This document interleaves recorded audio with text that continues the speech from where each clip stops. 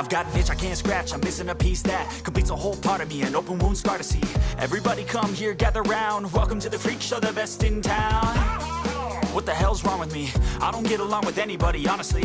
I've been living in my own head constantly, thoughts jumbled round, think I need a new lobotomy. Wait, all these thoughts are too negative. I don't wanna get lost in the sedative. Gotta show them what I got, I'm competitive. You know I'm about to go off, I won't let them win, I'll take a stab. I wanna chase the bag, I wanna weigh, I can change all the things I lack. I gotta face the facts, I got a taste in that. Got me obsessed with the rest, I got an itch to scratch. I'll give up everything.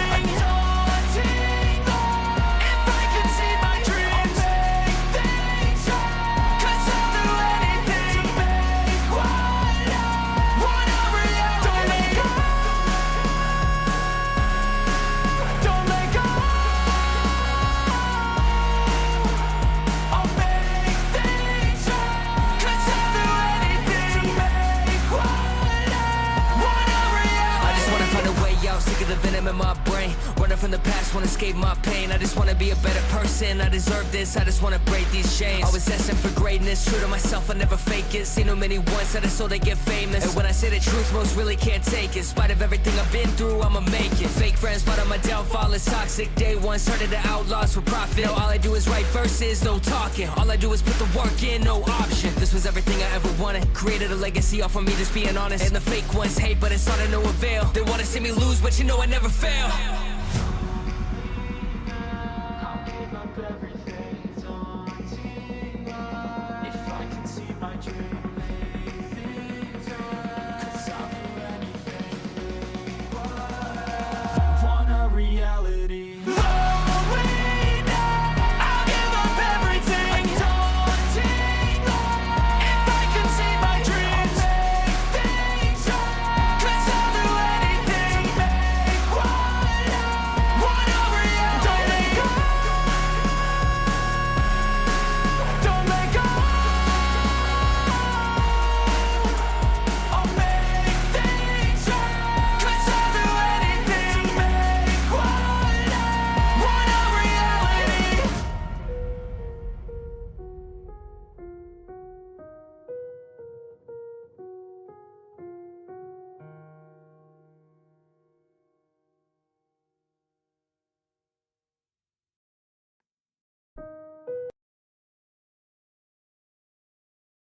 Ooh, I did not sleep worth a shit last night. I could not get, dude. I laid down, right? It must have been like close to like 10:30. I lay down, I toss and I fucking turn and I toss and I turn. I'm wide awake, dude. I'm wide awake. I kid you not. I am so wide awake. I hear the room breathing. I'm that wide awake, dude. I'm like, oh my god, this is like my perception was through the fucking roof, bro. I shit you not. So I'm like, okay. I got up, I went into the other room, got a cookie, and I stood there going through YouTube shorts until about 2 a.m. Still wide awake. And I'm like, Houston, we have a fucking problem. We got a big problem. I finally lay down at 2 and I'm like, I'm gonna go to sleep. I'm gonna do it. Takes me probably about another hour. I finally fall asleep. And I still feel wide awake. I don't know what's going on. No fucking clue. But we gonna make do with what we got. We gonna make lemonades. We gonna make that lemonade out of lemons. You know what I'm saying? We gotta make this shit work. I don't know what's going on with me, bro. I don't even think it's like insomnia. There's no way, because like if you have insomnia, at least you're tired, dude. I feel so wide awake. I don't even know. I don't know. I don't know what the fuck's going on with me. Nope, no music.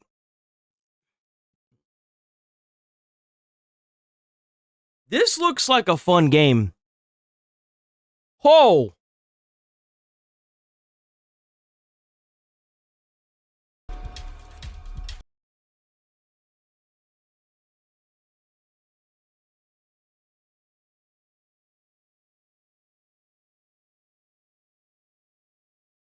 Damn, bro, I might actually end up playing this. This looks like fun. This kind of looks like Zomboid.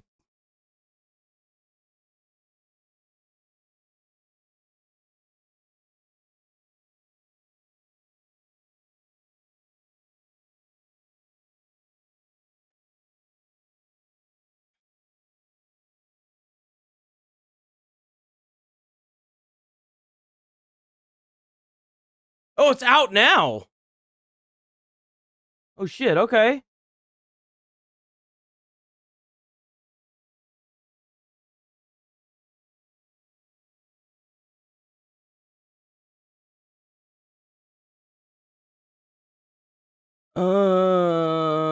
You see the new Noir 3 game launched?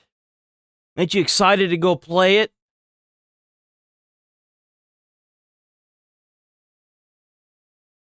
What the hell is this? Oh, this is that one game. Oh, we're actually gonna watch this. No, we gotta watch this. This looks good. I was curious to see how good this game is.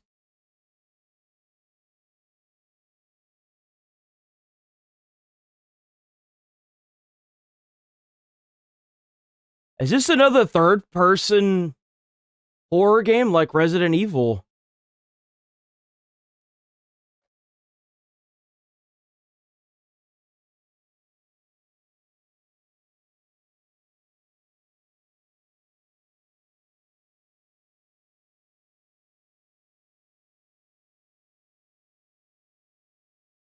Is this like real-world footage? What the fuck? Sheriff initially downplayed.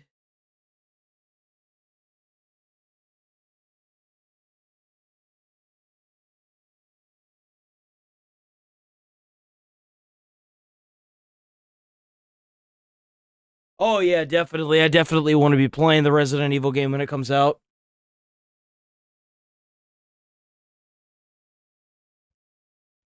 The game I'm most excited for is that new game that's coming out next month. That one where you could ride the dragon and the mech robot thing. I hope it's good, man. I'm gonna be pissed.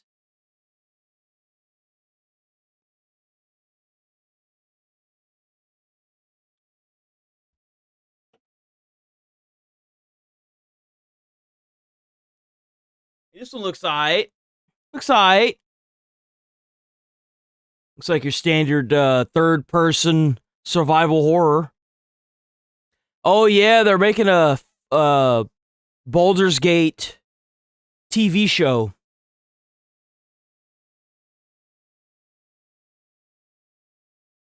And it's going to be made by the same people that made the Last of Us TV series. And we all know how that turned out, so I'm sure this will be great. They've already come forward and said that they're not going to be talking with the studio developers, and they're going to have the same exact developer that made the Last of Us TV show or TV series on that as well. So, you know, it'll turn out really good, I guess. The Dark West. What is this?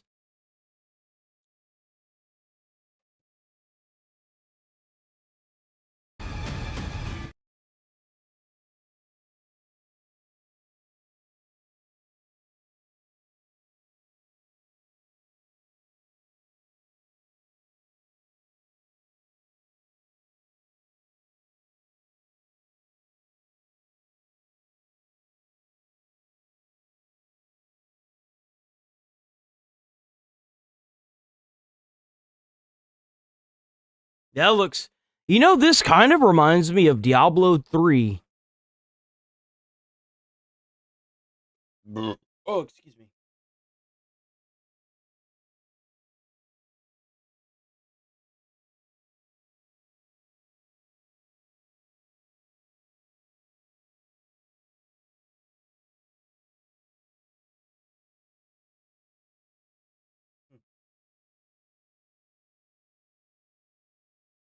I actually think that I would play a game like that. That doesn't look too bad.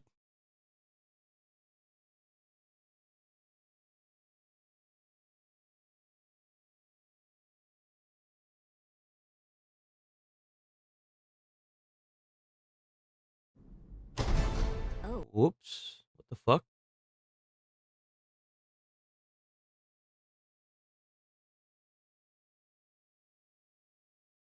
I think that's it. These are deep dives. That looks crazy.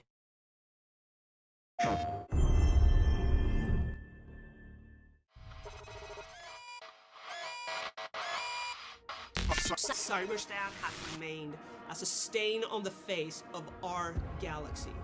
We have the chance to take it from our enemy once and for all. The fate of this historic march rests in the hands of the Helldivers.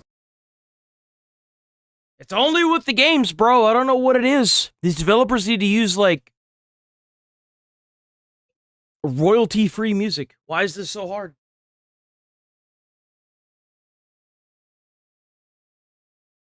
Screw Fable.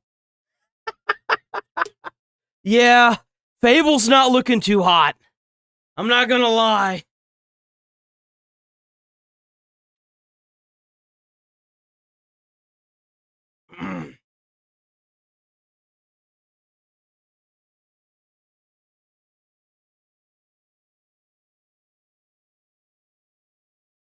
I just wanted to see the map. What does the map look like? That looks cool.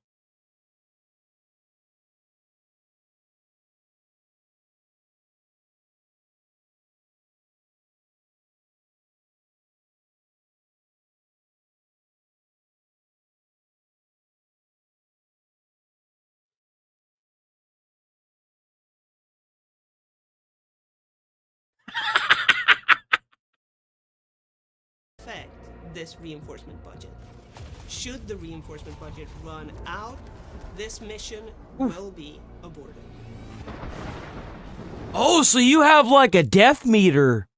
Initial reports from the front lines reveal that we are facing a new abomination. Wait, look with the no. Listen, listen.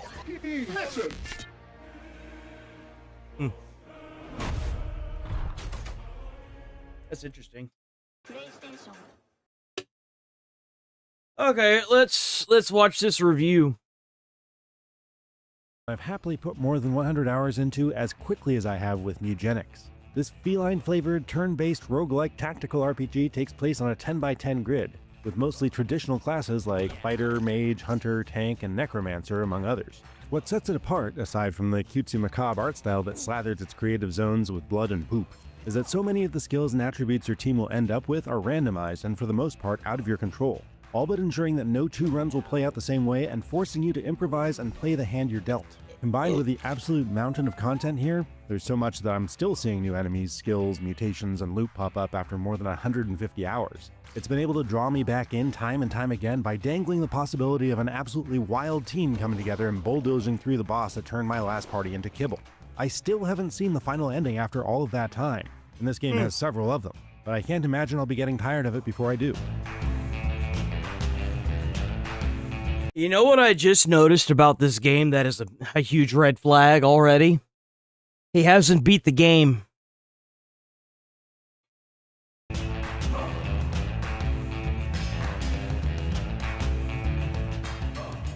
Mugenics is a game about cats, but it's not necessarily going to appeal to people who passionately love them, because it's a dark comedy that treats them as meat to be put through a grinder.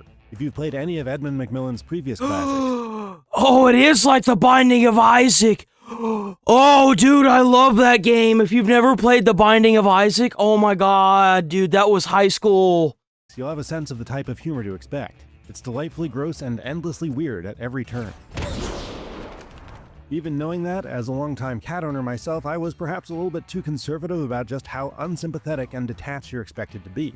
I probably took longer than I should have to unlock crucial upgrades for my house, because doing so requires shipping dozens of cats off to live with a set of goofy weirdo NPCs never to be seen again. This guy will only take newborn kittens, and he needs tons of them to unlock crucial information on how to breed more.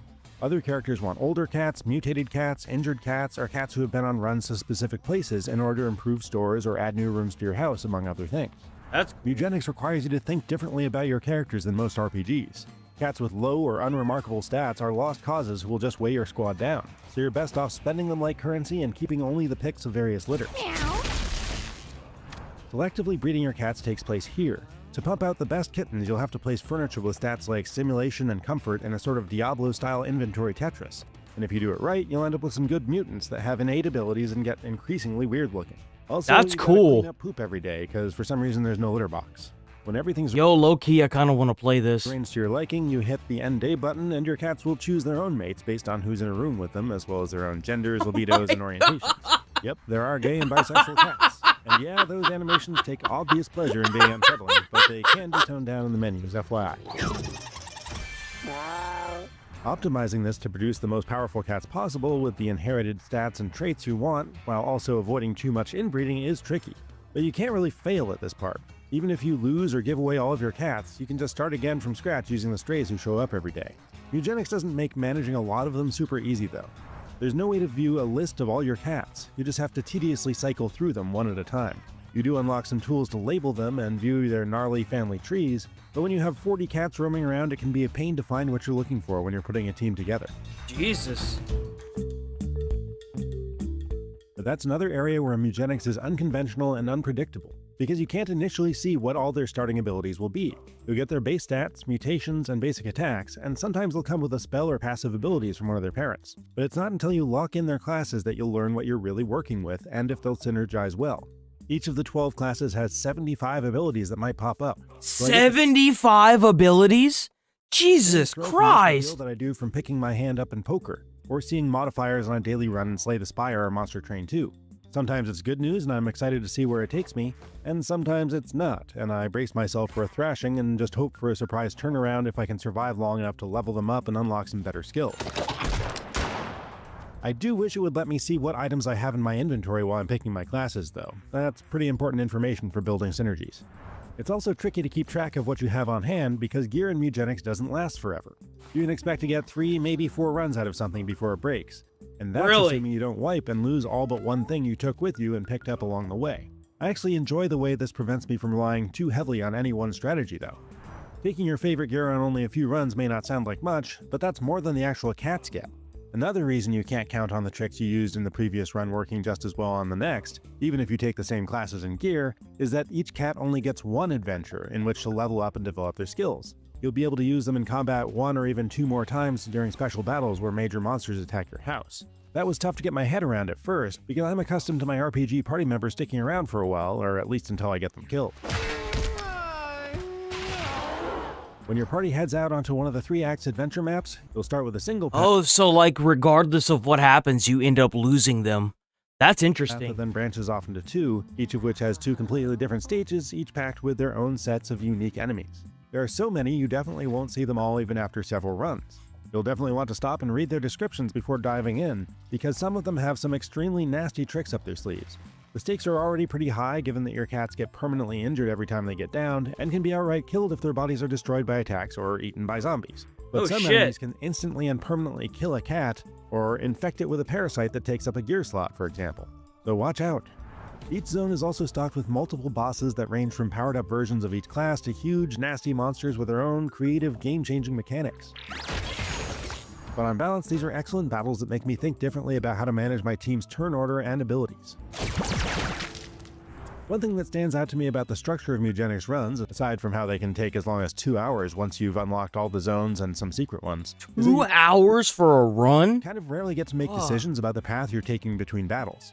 You mainly get to choose between the default path and a harder one with better loot and one more battle to level up a cat in, and then very occasionally between 2 types of rewards. That makes the between battle encounters feel a little bit less interesting than in some similar games, especially when they're basically a coin flip without any indication of which one will give you a bonus and which one might hurt or kill a cat. There are of course some more in-depth multi-stage encounters where you're picking between a bunch of options where your chances of success are determined by a cat's stats. However, since the cat whose stats you're working with is chosen randomly, there are kind of 2 layers of luck involved before you get a shot at a good outcome. It often feels completely random, but that's alright because so much of Mugenics is doing the best you can with the circumstances beyond your control. During combat, there are so many different things in play that the interactions between cats' mutations, passives, spells, gear, environmental modifiers, and enemies can get crazy complex. And figuring out exactly what happened, or predicting what will happen, can be like investigating a crime scene, and often with just as much blood splatter. All the answers are in there somewhere if you know where to look and study the rules carefully. Sometimes it's all about, you guessed it, poop. It can get chaotic when there's a lot on screen, but there is a tactical view that clears things up, mostly. Usually, if you think some interaction might work, it probably will. Water and ice will put out fire, water will conduct electricity and zap everything that stands in it, that sort of thing. It does kind of stand out as illogical when things like robots are susceptible to bleeding, poison, and parasite infections, and the Butcher class's meat hook weapon can't actually hook meat unless you luck into the right upgrade for it. But again, most of the time it works like you'd expect it to. So one of the biggest joys of playing is when a powerful team dynamic emerges as you earn new skills or raise one cat's stats after every battle. Recently I had a squad with a monk character who could toss out meat pickups. Those usually just heal the team, but when you combine it with a butcher who can turn all those meats into minion fly familiars, and a druid who can then boost those fly stats and turn them into killing machines, it became a way to raise an army in a single turn. On another run I had a cleric whose health regeneration applied to the whole team, and then I got an item that let me continually boost that regen multiple times per turn, allowing my necromancer to run wild with a high damage attack that also drained half his own health. With so many skills out there are countless examples like this, and while you won't win the lottery with a great combo on every run, they happen more than enough to make me excited about what might come next. What is a little frustrating when I'm planning out my next moves in a tough fight where every action matters, is that there's no way to access a cat's full character sheet while you're in a battle. So you can't see their list of mutations or all their equipment's full effects when you need that information. That's kind of stupid. Why wouldn't you be able to click on them and then like hit the start button or something, you know? It's almost all represented visually on your cats at least, but that does mean you have to remember what a cat having a second head growing out of its butt means, for example. When the rules are changing so dramatically from one run to the next, it would be great to be able to reference all of them at any time. Meow. But as if all those variables weren't enough already, Eugenics throws you yet another curveball when it sends you on one of its story or side quests. Those all revolve around these unique, powerful items that you get and then have to equip, and they change the rules in a big way, and you have to take each one to a specific zone. Slide quest item, apply poison 1 to everything at the start of the battle. Take it to the throbbing domain. One of the most memorable gives you a 5-second time. Side quest item, fill the map with glass. At the start of each battle, shoot a glass ball, take it to the core. Limit on every action, and if you don't make a move, the AI will take over and move for you. I was glad I wasn't playing that one on the Steam Deck because the controls there are serviceable but not nearly as quick as a mouse and keyboard. Another one shook things up by giving my cats random selections of abilities from every class every time they leveled up, creating a team of powerful hybrids that are usually hard to come by. The story itself is pretty light and silly, don't expect any like Hades-style epics here, but it is good for a few yucks. Man, Hades didn't have a fucking story. It's a roguelike, man. What do you expect? I can't stand it whenever people are trying to compare Hades to... Dude, Hades is... I played Hades. It was extremely light. I think that, in my personal opinion, The Binding of Isaac had more of a storyline than Hades. As you're doing the bidding of an incompetent mad scientist. Another area where Eugenics is truly exceptional is in its sound and music, which are fantastic in both big and subtle ways. It comes with a collection of original and hilarious songs that accompany each level. Where's that smell coming from? Where's that smell coming from? That's kind of one of the things that I liked about The Binding of Isaac. Not only were the level designs kind of interesting for what it was in the day and age, you know what I'm saying, back in the way when, but the music was always pretty good too. And the cat's meows come from a vast selection of different randomly selected voices, including some celebrity cameos. One of the best touches, though, is the crowd sounds. The very best part is what happens when one of your cats is killed in action. That gets me every time, and trust me, I've heard it a lot. Lastly, Eugenics has a fun and surprising approach to the practice of save scumming, where you quit out of a battle that you've messed up and restart it with a knowledge of what not to do. I won't spoil what happens, but there are consequences if you abuse it. Thankfully, you do get some flexibility in case of like a power outage or a spouse demanding you stop playing that game you've been playing for 150 hours and do the dishes, but it's kind of implicit that you do have permission to save scum at least once per run, and yes, I do use that regularly. More than once, I've looked up from playing Eugenics and realized it's 1:30 a.m. It's that kind of tactical turn-based roguelike, where every new run with a new set of mutant feline adventurers is full of potential for something you didn't even know could happen, even after dozens of hours of runs. Maybe you'll earn a completely new ability for a character class that you've used dozens of times, or you'll see a new devious enemy that's never appeared in a zone before, or you'll get a new piece of gear that completely upends the rules and chaos will ensue. you'll definitely see something hilariously gross. There will almost certainly be times you'll be sent back to your house with your tail between your legs and have to breed a new batch of cats to avenge their mulched predecessors, but you'll do it to the tune of some outstanding original songs. 9, really? Man, they just handing these numbers out at high decibels often, aren't they? Interesting, interesting. A 9 on a roguelike? Interesting. Very interesting. So apparently, they're trying to cancel Imaru. Imaru is the girl that did she's the one that had to deal with Mizkif and the whole, like, she threw a stuffed animal at me and I had to put a hole in a wall, or he threw something else at her or something retarded like that. And also the same girl that was, SA'd at TwitchCon. She was, like, in the middle doing not the guest appearance, a meet and greet at TwitchCon, and then the guy walked up and then, like, kissed her or tried to kiss her or whatever. But now she's getting canceled because she wants to stay apolitical, which is retarded. So this happened yesterday. A lot of people on Twitter have been mad about this. They're mad at Imaru. Context. A viewer asked Emiru her opinion about ice, and this was her response. It's on ice. Like, there's a certain extent where I'm like, okay, sure, I get people wanting big content creators say their opinions on important topics, but it's like, if you need a streamer who doesn't even know anything about politics to tell you about politics, you probably just need to get off the internet. Like, hello? This is pretty much all. Yeah, exactly. She's a cosplaying gamer, and you're asking her what, like, that'd be like if someone asked Queso what his political views are, and it's like, why would you go on somebody's stream and ask them that? It's fine if that content creator said what their view was, but whenever they politely refuse and remain apolitical about a topic for obvious reasons, maybe you shouldn't push it, huh? She said. Then someone posted this clip, creating one of the biggest hate mobs I've ever seen. Oh my god. Is that real? Holy shit. What is wrong with these people? On Twitter. And they're going crazy about this. They're very angry at her for this. 113,000 posts. Because it's actually 113,000. They've reposted this 113,000 times. They've reposted this clip 113,000 times.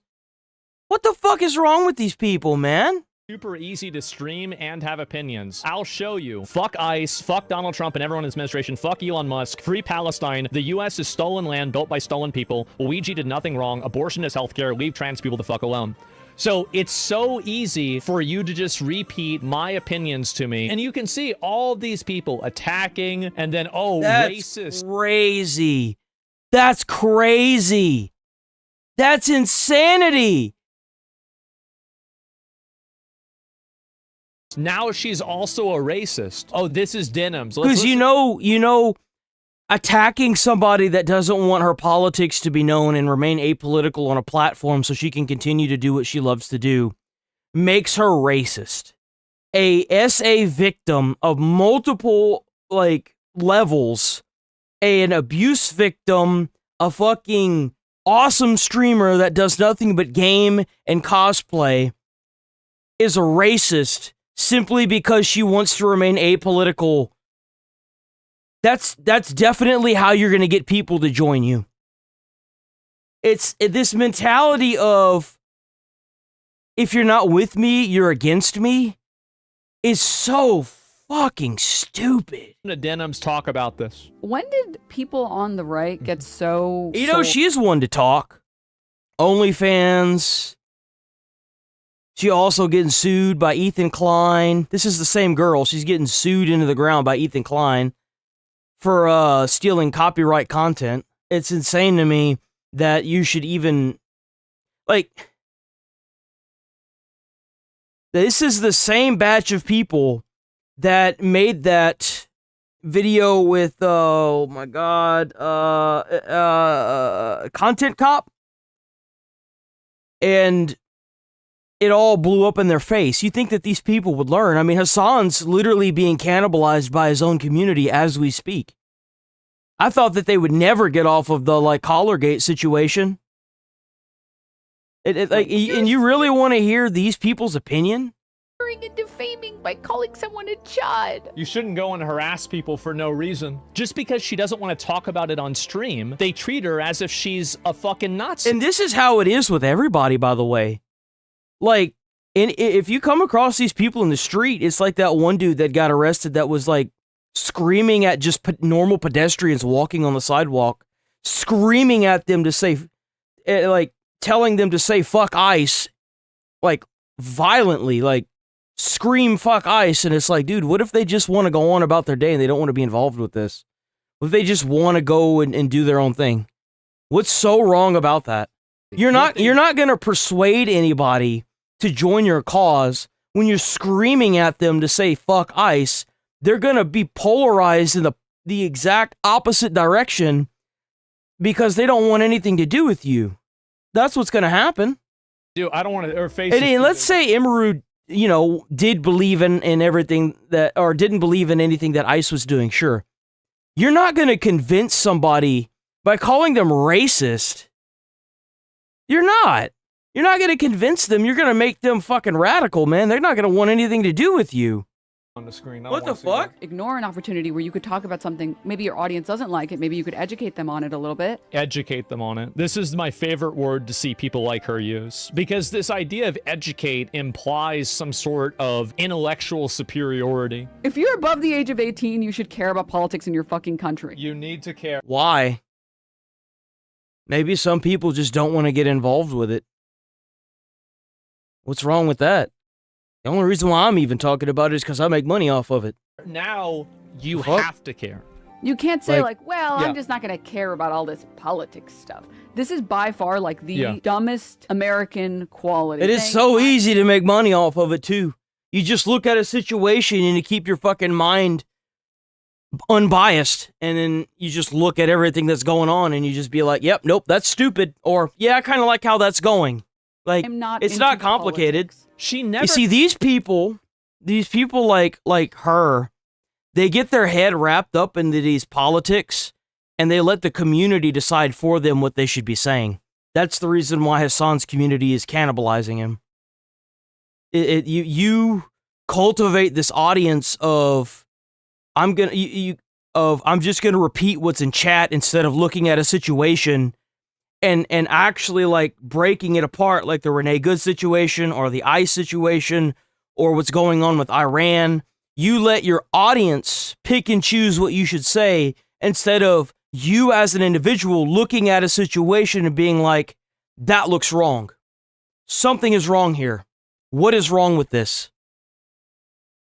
That's where a lot of these people get fucked up. Saying, I'm not into politics. She never talks about politics at all, period. It's not even enough for someone to be neutral or to not have an opinion. Mm-hmm. You have to agree with them or they attack you. Yep. Racist That's exactly what they do. So I will say tides are turning on this particular character. Create any bad memory for them. You're not forming memories at 3 years old, and it's very rare that you're forming memories at 5 years old. This is her talking about taking the kids away from Ethan's wife or Ethan and his wife, I don't know what her name is, and sending them to like somebody else, getting CPS involved in shit. And it's like, that's just so this is what these people do. I want you to understand this. Because they didn't like Ethan Klein, they called CPS on Ethan Klein's family to have his children taken away from him. And the justification... And she wonders why she's getting sued into the ground.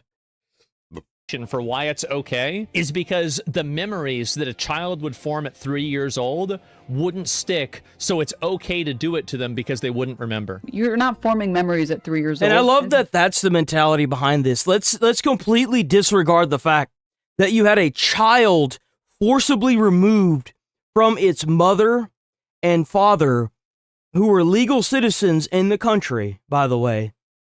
And no one, like, you can't even, like, emphasize that aspect of it. It's the whole, well, the kid's not going to remember. Like, just imagine the parents. Not just the kid, like, that's fucking traumatizing. You willing to take your political views to a point where you're going to get CPS called on a parent who is, from everything that I understand, Ethan's a really good parent. And so is his wife. I mean, there's obviously no bias there, but I mean, still, like, it's fucked. Like, how? Why? Very rare that you're forming memories at 5 years old. Nah, yes, you are. No, you're not.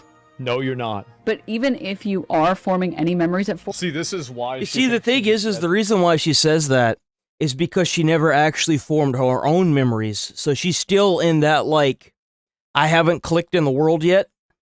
So, you know, of course you would never expect anyone like her to understand that. Educate everybody. You have maybe 1 or 2 memories. Yes, you will remember. So everyone... As if that even matters. It's okay to have this bad thing happen to a kid because the kid won't remember it. But this is the way these people think. They will weaponize an agency used to protect children from sexual violence in their internet crusade against a YouTuber who they slightly disagree with around a geopolitical issue. And they will justify, rationalize... To give you an idea, they started attacking Ethan simply because he didn't see eye to eye with their Israel and Palestine movements. That's the whole reason why they started attacking Ethan. And make up every excuse in the book for why this is a totally normal thing to do. These people are psychotic. Nobody should be accepting this. It's evil. It's awful. Do you think that normal people think that it's okay? And the reason why Asmund says slightly disagreed with something, he's being literal with that. Everything... Because his wife was from Israel and she had to serve in the military. It's something you have to do. Once you hit a certain age, everybody is required to serve in the military. I don't know if it's Iran. Don't quote me on that. But his wife had to serve in it. And then she moved to the U.S. But they, like, Ethan and his wife slightly disagreed with what Hassan was saying. And based on that, like, it wasn't even like a full...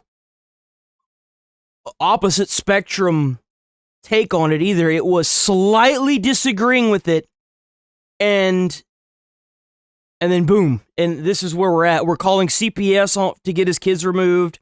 We're sending skulls, human skulls, to his fucking house. Like, no, dude. Like, how can you possibly? Why would you want to accept people in your society that are so polarizing and gassed up on their own fumes that they're willing to alienate you if you don't just repeat what they say to you? It's so fucking crazy. For everybody to just go and start attacking and making up a bunch of bullshit about a person like this, especially not people that aren't even disagreeing with you. I could understand them being She didn't even disagree with them. She just refused to answer the question. She wants to remain apolitical. Like, if she said that, oh, ICE are the greatest people ever and I hate all the immigrants, right? Yeah, I could see them getting mad, sure. But she didn't even say that. This is somebody who just doesn't want to be part of it. But a lot of other people don't speak out about it because they're afraid of the repercussions and they're afraid of the backlash. I'm not. I will do it every single time. I will come out and I will defend this from right-wing people. I will defend this from left-wing people. Nobody should be pressured into having an opinion about anything. If you don't want to say something for whatever reason, you should have every right to do that. And anybody telling you that that's the real issue here is, like, you should never let anybody pressure you to do anything because, like, if you should make that decision for yourself. You should never let somebody else pressure you into it, because if you do, 9 times out of 10, they're going to lead the conversation. You're going to end up saying something that you know isn't true just to make them fuck off, and it's like, it's just not worth the headache. Don't is trying to make you say what they think. Exactly. That's exactly it. Like,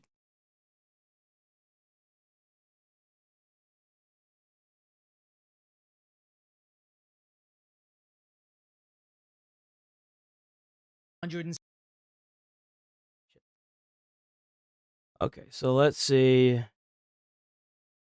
There we go. Well, you know we got to get our goods Washington in. Post writers and the reporters are now outside the office of the newspaper. This looks like they're... Why don't y'all... I mean, y'all... Why don't y'all just go work at Target? You're already dressed for it. Just go to Target. Target ain't gonna hire them. Target ain't gonna hire them. You think Target wants these people? No. Hell no. You know why? Because these people cause problems in companies. You tell them to do something instead of putting the fries in the bag, they're gonna sit there and give you a lecture about how their emotions make them feel, and it's like, nah, dude, just do your fucking job. Hey, we do. Who makes the post? We do. Who makes the post? We do. By the way, if I'm not mistaken, these are all the people that got laid off. They did a massive layoff for I think it was the New York Times, of a bunch. It was like a bunch of, oh my God. I keep wanting to say rights activists, but it's not. Green Planet, World, fuck.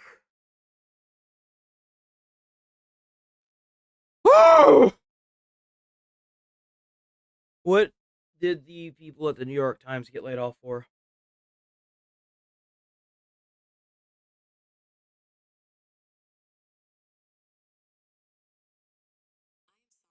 What were the people at the New York Times doing as their jobs that got fired? Oh, Washington Post?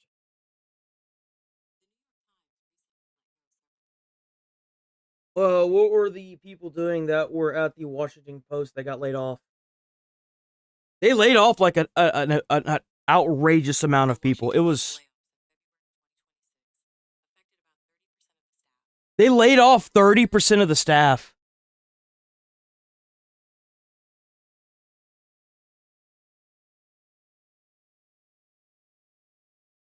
There was an Amazon reporter? That's crazy. Who makes the post? We do. Well, It was... and brash. Hey, we do. Who makes the post? Man, how about that? Not anymore. Not anymore. So anyway, let me go back. I see this one too. And this is laid off normal people. Well, this sucks. Laid off journalists. Low wrath and ruin. This is what somebody wrote. The bloodbath at the Washington Post today, roughly 1/3 of its staff has been laid off, illustrates the ruthlessly plutocratic and neoliberal nature of the U.S. economy. In the span of a single day, one of the world's most prominent English newspapers is being both crushed politically and restructured at the whim of a billionaire. It's honestly jaw-dropping. Damn. I love how they have to spin this narrative of it's because he's a billionaire and it has nothing to do with all of these false articles they've been publishing. You know, they totally didn't get sued into the fucking dirt for false articles and seen by the court as false and fake news. It's totally because he's just a billionaire and he can sue whoever he wants. Bro, I love it. That's a big deal. Wow, what a loser. I feel like this is the kind of stuff they talk about, like, whenever a bunch of people got killed in World War I. Really, like, I mean, couldn't you just imagine this? Is somebody talking about, like, oh, wow, like, you know, a bunch of people got, like, killed by tanks or, like, mustard gas or something like that. Take a look at this. Climate change, that's what it was. It had a lot, oh my God, it had a lot of climate change people in it. So, the Washington Post had 13 reporters and editors for climate change. A lot fewer climate change reporters at the Washington Post. 13. The Washington, and the number is... You know, I miss the days whenever you had one writer. What do you need 13 writers for? Yo, like the days of independent journalism as far as it goes in these companies is dead. It's dead. Used to, you would talk about a topic as an independent journalist and it would evolve into something like the Washington Post or the CNN or New York Times. But now they're so top-down driven instead of down-up, meaning journalists at the bottom going up into the company. Now it's the shareholders or whoever owns the companies giving orders from the top down. That, you can't run journalism that way. You can't. You have to have extremely highly motivated journalists, who are independent, thinking for themselves, going out there and looking at topics they want to discuss, like Nick Shirley. That's the reason why, like, journalism has gotten where it's at. And it's kind of sad to see people like Nick Shirley having to turn to YouTube, though I think it's more lucrative for him, thankfully so, simply because if he were to get hired by something like the Washington Post or the New York Times, there's a good chance that whatever he would have said about Tim Walz would have ended up like that one dude that got fired from that news show that talked about Pizzagate. It would be just like that. They would call him they'd call him crazy. They'd call him oh my God. Dude, I'm blanking today. The lack of sleep is catching up.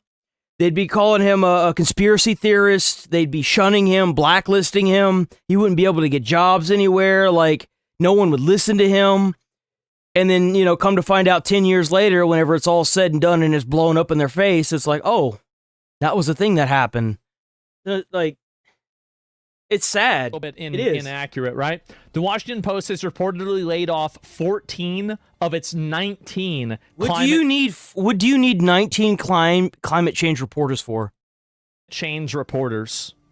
What do you need that many The for? Washington Post laid off 13. I remember, like, whenever independent journalism was really a thing, people wouldn't talk about stuff like climate change. They would talk about shit that's hitting their own city, which is probably the reason why most of the cities in the U.S. have turned to shit. Is because whenever you keep upping the stakes and it's like, oh, but the world's gonna end. Well, I mean, like, what about all the crime and the fucked up shit that's going on in your own city, man? You ain't worried about the city? Like, what about that? I'm sorry they lost their jobs. You got to start at the small parts and work your way big, man. Boy, what a lost journalistic opportunity. Oh, definitely.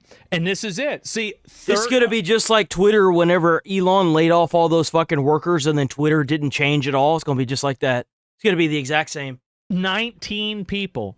See, remember what I said before is that they are a cancer. If you let these people get in there, they hire each other and they hire more of each other. And now they're redundant, but they keep hiring each other because it's not about hiring each other. Well, not only do they hire each other, but they try to get the people that have been there for a while fired. And the unfortunate fact of the matter is that in most of the states in the U.S., fuck, that was weird. Most of the states in the U.S. are at-will fires, which means that you can fire somebody for no reason at all.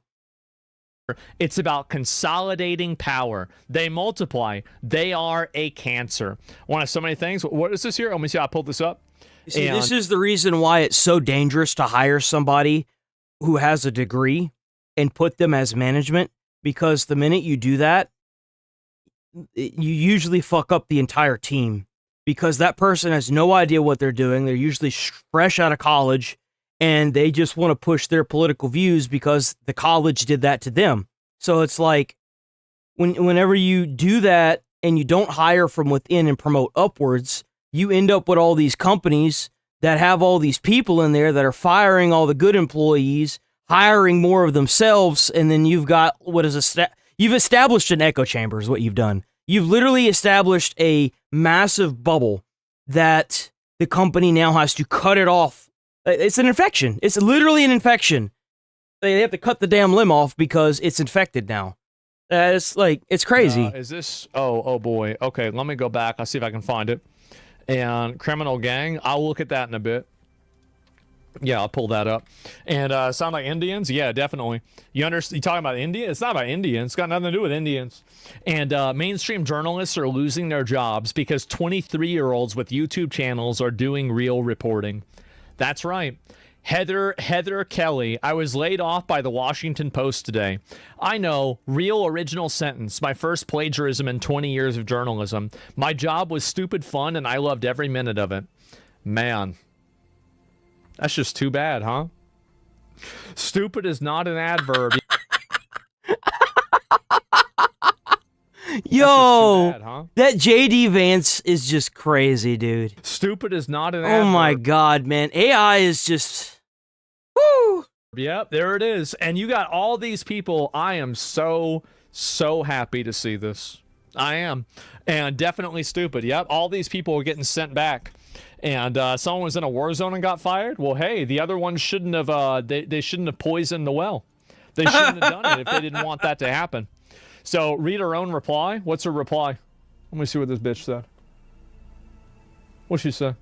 I'm going to stare at a wall for the rest of the day. And by a wall, I mean TikTok. And then I'll stand up and get back to what I love. Writing about the ways real humans use tech for good and weird, yes, to distance. You know what the best part about this is? Is this person is going to do this. They're going to make a video and they're going to post it online on YouTube or something. And then it's not going to get any views. And she's going to do this probably for a couple months, right? And then it's going to set in that the only reason why she was able to stay afloat because of what she was writing about was because she was getting paid at a newspaper company, because that's, or an article writing company, whatever the fuck you want to call it. And she's going to realize that no one was ever really interested in these topics. They were just being published so they didn't have anything else to read. And then it's going to set in, and then she's going to have to get a job, like an actual, like, non-job that it is what she likes doing, because the thing is just because you go to college and get a degree doesn't mean you can be a writer. Like, that's after a bad day. Man. You have to write about topics that people want to hear about. And whenever, like, whenever you've got 7 writers all talking about climate change, like, come on. But not even 7, 14.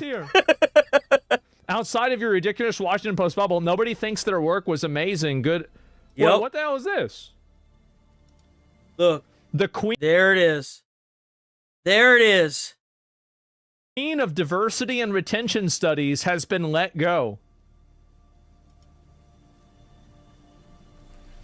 That's crazy. Oh, man. Oh, wow. That's crazy. Well, hey, that's just what happens, right, guys? And it's just going to get worse. Not the Queen. Yep, word of code. Exactly. And so Washington Post, the writers and journalists on there are crying and upset about it. And I want to let everybody know that this is only going to get worse for them. It is. This will only continue getting worse, getting more extreme, and seeing more of them get fired. And the reason why, I'm going to tell you the real reason why. You know what's really crazy is I kind of wonder if these people got blacklisted once they got fired. Because, you know, like, if you own a company and you see this popping up, like, let's say you own the Washington Post, and you're having a good, let's say 2022, right? 2022, you're having a good year, you're seeing articles that are really, like, good, they're really well done, and they're about topics that is currently in the light, and then you hear in 2025, sure, 2 years later, or 3, technically 3, if you want to include all of 2022, you see these topics that nobody really cares about, like the climate change. Like, no one's really talking about climate change right now. So why are you seeing articles about climate change? No one wants to see that right now. Everyone's trying to call Trump retarded. Like, that's what everyone's talking about right now. So why the hell are you talking about climate change? You know, no one cares about that right now. Everyone's talking about politics. Everyone's talking about how everything's going in the world, how there are things with Iran or Minneapolis. That's what you want to see on a front page of a news publishing company, not fucking climate change. No one's talking about that right now. And that's the issue that is causing these people, these companies, to lose massive amounts of money. Is you've got this, again, cancer that's keeping you from doing your job because they want to talk about this diversity bullshit instead of talking about stuff that is affecting politics. For example, like, so the FBI went and seized the ballots for 2020's election, and they found Korean chips that paused the election and made the. I don't even really want to say that it was stolen. I'm going to say that they were able to control the ballots from Korea. I'll say that. Allegedly from everything that's It's because come out these so people far. aren't creating anything of value. We'll look at it That's more. the reason why We they have it keep pulled getting up later, removed but- and they keep getting fired. It's because they're It's not like, why doing aren't any of these places talking about this? That's important. anything that matters. So if they were doing something that people cared about, that people wanted to watch, none of this would ever happen. But unfortunately, tired of winning already? No, I'm not tired. There are so many other publications this has to happen to. Yes, and gotta produce things? Yes, exactly. Bozo. Rip fucking Bozo. Wait, what? Oh, that's right. Writers. So this is an actual article from the Washington Post. Racist legacy that many. This is the kind of shit they're publishing. The Washington Post National Weekly, the racist legacy many birds carry. Birds grapple with complicated past linked to slavery, white supremacy. Who the fuck, like, bro, you gotta be on some heavy amounts of copium to try and bring up slavery with a goddamn bird. It's a bird. Birds carry. Rip Bozo. Rip fucking Bozo. I love to see this. Bird racism is no joke. He hates bluebirds. He's a red bird. There's nothing red birds hate more than bluebirds. Well, Nintendo does suck. Nintendo sucks wieners because their shit's too expensive and they lock your console. Yep, there it is. If your position at the Washington Post was recently eliminated, please consider applying to write for the Babylon Bee. We are seeking applicants experienced in writing fictional content presented in the tone and style of a legitimate news organization. True. And learn the code. Yep. Jada Yuan, laid off writer from the Washington Post style section, gets ratioed for not keeping up on current events and missing the joke. Needs to go back to the Quality Learning Center. As soon as you learn to spell, man. Man. How about that? That's sad. Let me see who this is. Jada Bird? Who's this bitch? I'm gonna pull this up. Saying murder for? Wait, what? I literally just wrote 4,000 words on the murder at Washington Post. Oh, that's crazy. So, you mean to tell me that these people are using the word murder to represent layoffs? See, this is the kind of shit that a lot of people are talking about with politics. You can't, like, using murder interchangeably with layoffs is disgusting. And that's so misleading, too. What the hell are you saying murder for? Oh my god. This is so extreme. It is. Wow. Talking about a murder with all, oh, these are all the people that are getting laid off. Here we go. Kyle Goon. Super achieving I mean, you can stand out there all you want. The thing is that your job's gone. You don't have a job anymore. Instead of standing out in front of the Washington Post, maybe you should go get a new job. I wonder why they could possibly be standing outside of the Washington Post instead of trying to get a new job. I'm sure it has nothing to do with the fact that they know that nobody else is going to hire them. Sitting there fucking writing articles about a fucking racist bird. Don't they have anything to do? No, not anymore. Damn, they just sitting They around can't write another article about racist birds linked to slavery because, you know, they don't have a job anymore. Sucks to suck. Exactly, yep. Post sports for life. Well, not anymore. Is this the best you can do, Jeff? I don't think it is. I think he can fire even more people. I think he can. Honestly, I feel like Jeff really hasn't even reached his final form. You know, I see this, and it's like, yeah, I feel like only a third? That's it? What are we talking about? Not anymore. Yeah, you should be looking for a new job. Yeah, I got a feeling that's not going to happen. The New York Times, Washington Well, like, Post. you don't need conventional media because here's the real issue. Here's the real reason why conventional media is dying. It's because a lot of them are being paid to be biased. A lot of them are being paid to censor types of information that shouldn't be censored. Like, I mean, hell, even up to 10 years ago, you had people getting fired who were talking about Pizzagate and getting blacklisted and called conspiracy theorists, even though they were onto something like 10 years ago and they get absolutely vindicated nowadays.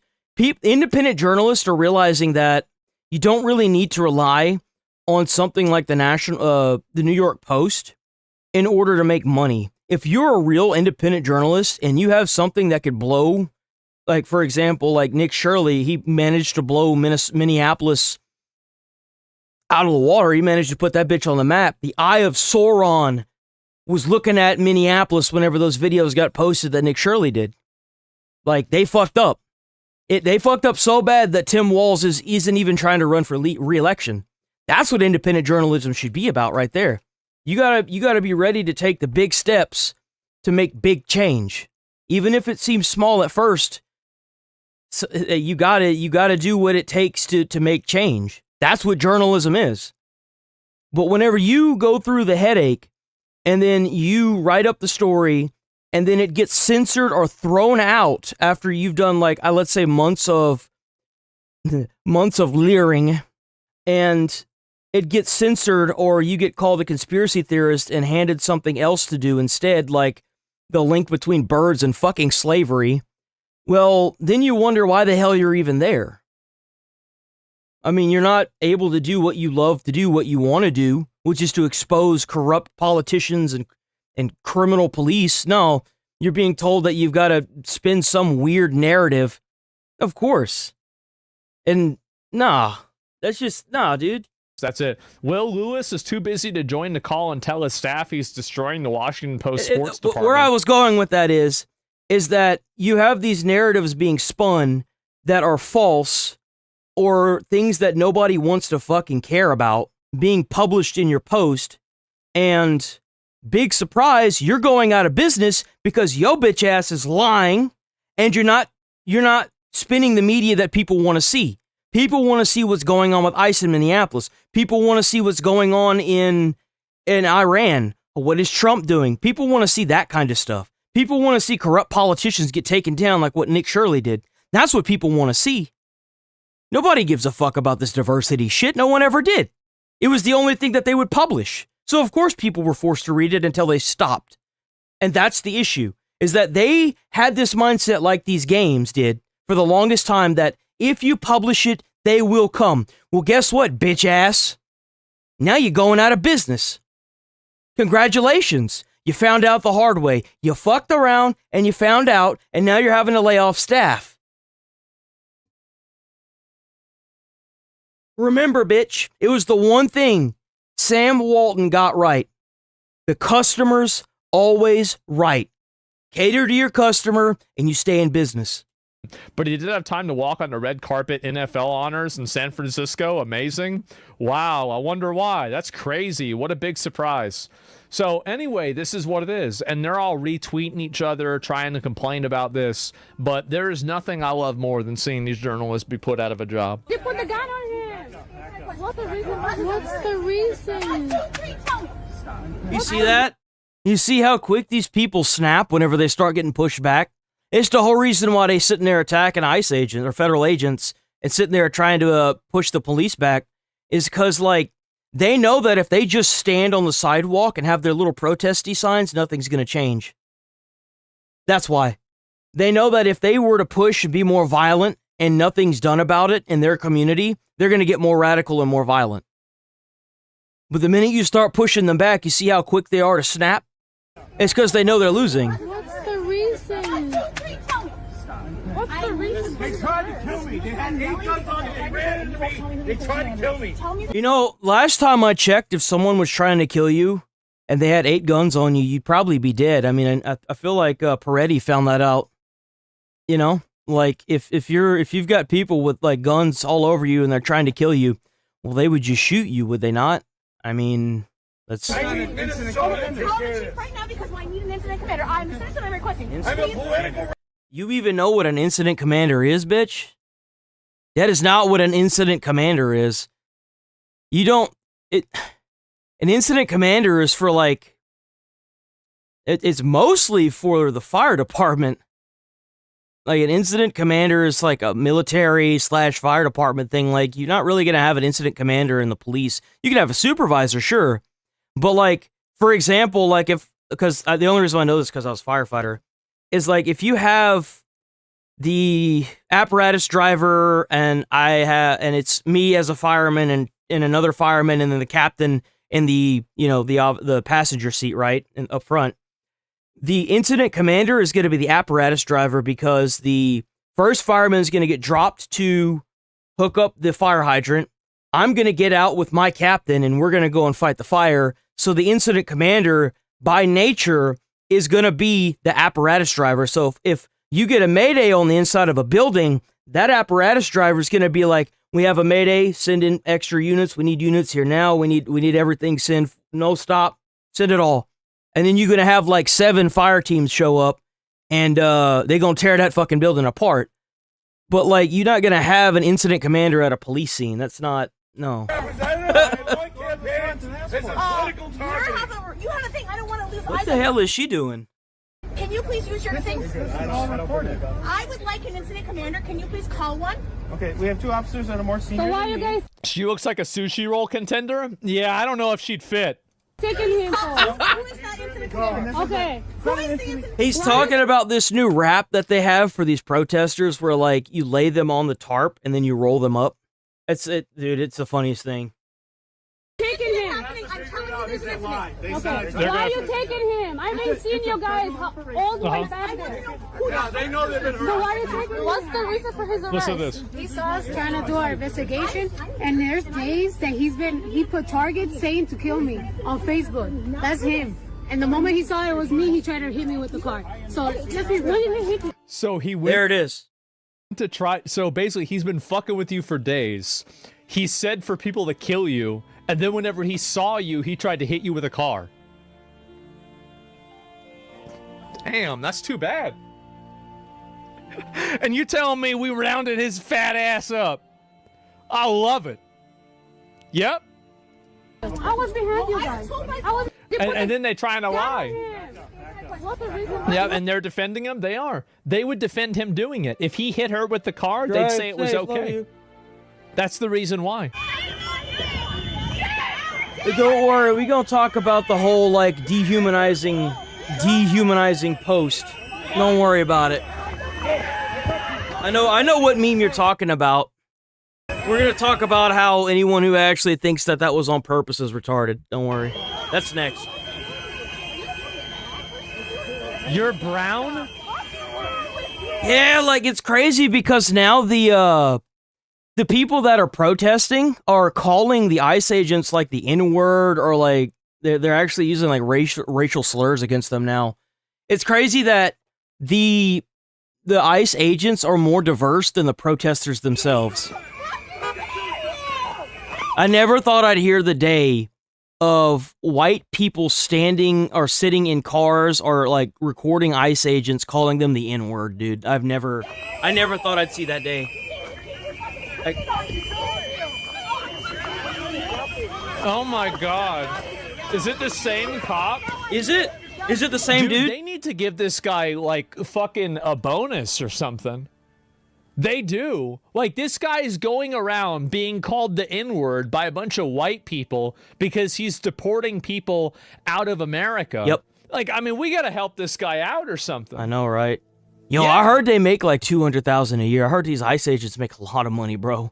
And they not only make a lot of money, but on top of that, they also get a student loan help too. They get like a percentage of their student loan paid. I mean, this is ridiculous. What the fuck is going on here? They make money, bro.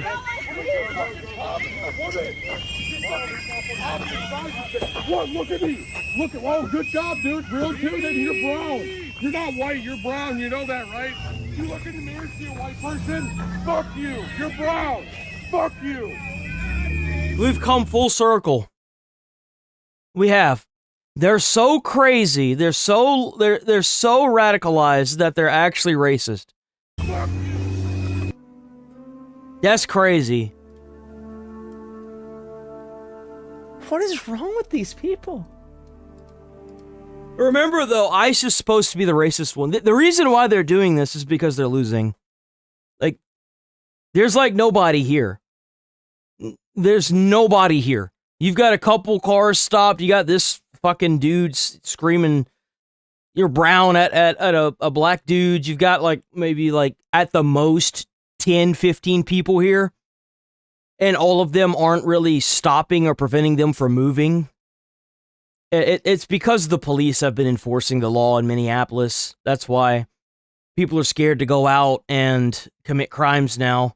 And now, whenever you impede in an official like a federal investigation, they scan your face and you get put on like this list that classifies you as a domestic terrorist, and it makes you a fly risk, so you can't get on planes. You're brown.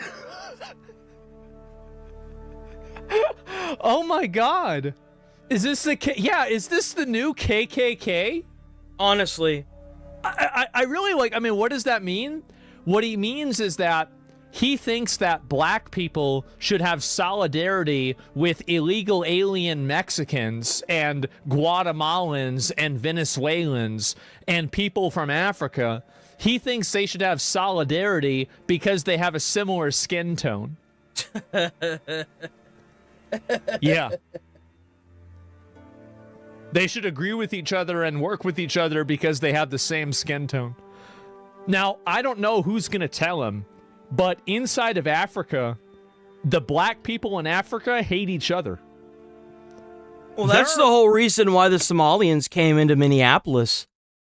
You realize that that Ilhan Omar is part of a tribe that is in a blood feud with another tribe, right? And based on that blood feud, she was able to move in more people that were part of her tribe and get them to vote out and keep out the other tribe in America. So that way they could skim off the top, allegedly. I'm going to say allegedly until there's any actual charges, which there may never be, unfortunately. Fraud Americans of their money and send it to their tribe, so that way they can fund not only themselves, but a terrorist organization and keep them suppressed. That's the whole reason why this happened in Minneapolis. And then so what makes it unconstitutional is whenever you have videos and snippets of Ilhan Omar getting in front of a mic and saying, you want to vote for us in her language because we're going to make sure that more of our people get in and stay in and less of their people get in and stay out. That's what makes it racist. It's vote for me. I'm going to get, I'm part of your clan. Vote for me. And that's where it becomes very problematic. Levels of racism between Kenyans and Somalians that you're not even aware of. There's levels of racism inside of Somalia based off of clans that you haven't even heard of. Well, it's like the Hutu and the Tutsis in the Hotel Rwanda. If you've ever seen that movie, you would understand exactly what's going on here. This guy, he doesn't even understand how deep this goes. This is meta racism. He actually thinks, bro. And Hotel Rwanda was based on a real genocide that happened. I'm not sure where it was at, but it's based on a real genocide. He literally thinks that racism ends at skin color. What the hell do you think we did World War I for? We had to come up with something? Fuck. Like, these people were so stupid. That's what I said. That's why it's called Hotel Rwanda. Oh, is it in Rwanda? No, but like, where's it at? Like, I know that is Rwanda in Africa? I feel like that's kind of racist to say. Where was the Rwanda genocide?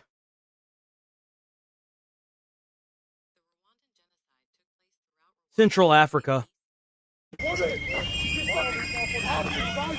What? Look at me. Look at, oh, good job, dude. Real dude, and you're brown. You're not white, you're brown. You know that, right? You look in the mirror. And to that comment of like, there was, oh, but Ice Ages have been unbiasedly dragging people out of the car, then why aren't there any videos of it? Like, why aren't there any videos? If that's the case, then instead of complaining, maybe they should be suing the federal government and collecting that paycheck. White person, you're not white, you're brown. You know that, right? You look in the mirror. If I get dragged out of my car and I'm just driving, and I'm minding my own business, and I start getting dragged out of my car by some random people, and it come to find out they're federal officials, I'm about to collect me a big old, I don't give a fuck about the internet, boys, I'm going to disappear. I'm going to be gone. I'm going to be gone. I'm going to be gone for at least a couple months. I'm going to come back and be like, boys, we got paid. Fuck you. You're brown. Shit. If you look, You think I'm going to get online and try to fuck with that? I'm going to stay silent about it. I'm going to collect my background stuff, sue the shit out of them, and collect that paycheck. White person, fuck you, you're brown. Fuck you. Oh my god.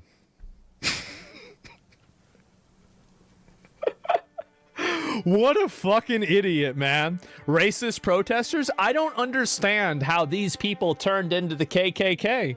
And yeah, he got, bro, rolling up on him in the Subaru. Why do all these people have SUVs? How? Like rolling up on a bunch of black people and yelling at them in your Subaru. Man. Those are the days, right, boys? Yelling at black people, calling them the N-word. Oh my god. And Democrats already KKK? Yeah, it's really impressive for me to see this. Seth Rogen fell off? Yeah. And as a self-declared sane person, I declare these people are wingnuts. They taint the Subaru brand, I know. And really, it's weird as hell what these people are doing, isn't it? These people are always racist. The mask is just coming off now. Well, I think that what's really being revealed by these people is the fact that with a lot of them, they actually are racist. Like, they are legitimately racist, but they are not the same kind of racist that they think other racists are. So they think that because they are a different type of racist, that they're not racist. But they're actually just another type of racist. That's it. They want a law in there. Yeah, exactly. They're racist and stupid. Well, what I'm saying is that their version, like, they're also advocating for racist racial policies and racial identity and racial politics. But they're doing it in a way that they think is a morally good way. So for them, racism is a good thing. It's kind of like the it's like the horseshoe theory, basically. Play the video of the New York City chick saying black people don't know what a computer are. I'm Ami Horowitz, and I'm here in Berkeley, California, to find out if voter ID laws suppress. Bro, we need voter ID so bad. Voter ID is gonna make it to where these fucking illegals can't fucking vote. It's gonna be great. the black vote. But you know, it's kind of crazy because even if, and hear me out, even if voter ID is implemented, the states that have all these illegals flooding them have already pre-planned for this. Why do you think LA has all these illegal immigrant truck drivers driving around getting people killed? Why do you think Minneapolis, there's videos of Tim Walz passing a bill that will allow people of any nationality, and even if they're illegals, to get an ID? So it's interesting that they've already pre-planned for this. It just hasn't happened yet. It needs to, though.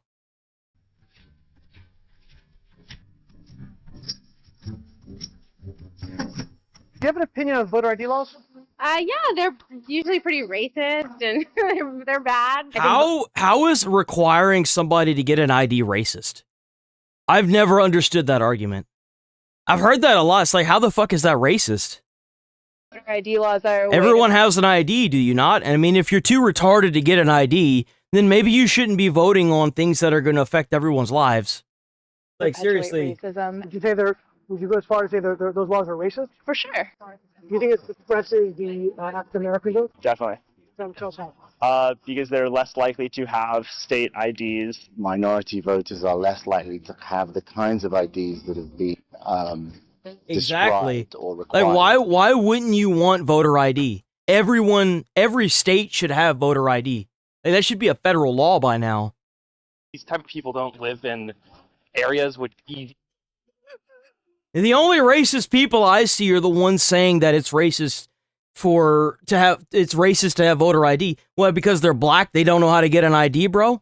You do realize that a DMV is usually going to be in a rural area, and you know why that is? It's because if you have a DMV, you're going to have people from all walks of life go into that DMV to get their license. You're going to have criminals. You're going to have normal people. You're going to have teens. You're going to have literally all walks of life, every nationality, every race, every religion going to the DMV. You think they're going to put that shit next to a rich neighborhood? No. I guarantee you, more people of a diverse color and poor people know where a DMV is located in their neighborhood or their general area than most of the people that this guy is talking to at this university. The access to this looks like a university. Place where they can get identification. You can always get IDs you do over the internet. Does that also make it difficult for black people in particular? Yeah, you have to have access to the internet. You have to be able to. So what? I guess black people don't have access to the internet. But remember, voter ID is the racist one. You see, it's so that's such an ignorant view. Like, what the fuck? Person can't. Dude, gaming. Oh, dude, you're retarded. Bye. Enjoy your permaban. Time for the calling. And you're this dumb 1985, and you're this dumb. I don't even know what the fuck you're talking about. 1985. This is Peck. And there are plenty of satellite DMV in. I live some places are specifically. You can do so much online. Yeah, you could really do a lot online now. I do like that you can do a lot. Okay, bye. Kimberly, where you don't need.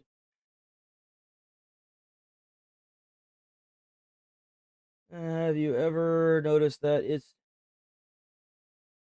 Yeah, I know. No, like every argument that I've seen from a lot of this stuff has always been white people. Just like all the protesters in Minneapolis. I don't get it. Know what the word computer is. Like, if you think that if all these people really feel the way they feel, they'd be out there protesting it for themselves. But the thing is that a lot of the diverse groups see what's going on because a lot of these groups, a lot of these illegals flood the diverse areas and they take jobs away. That's why you see all these white people that most likely live privileged lives down in Minneapolis in their SUVs that'll look brand fucking new, protesting and calling people of other color brown because they're too pussyfooted around to say the N-word like a lot of the other protesters I've seen.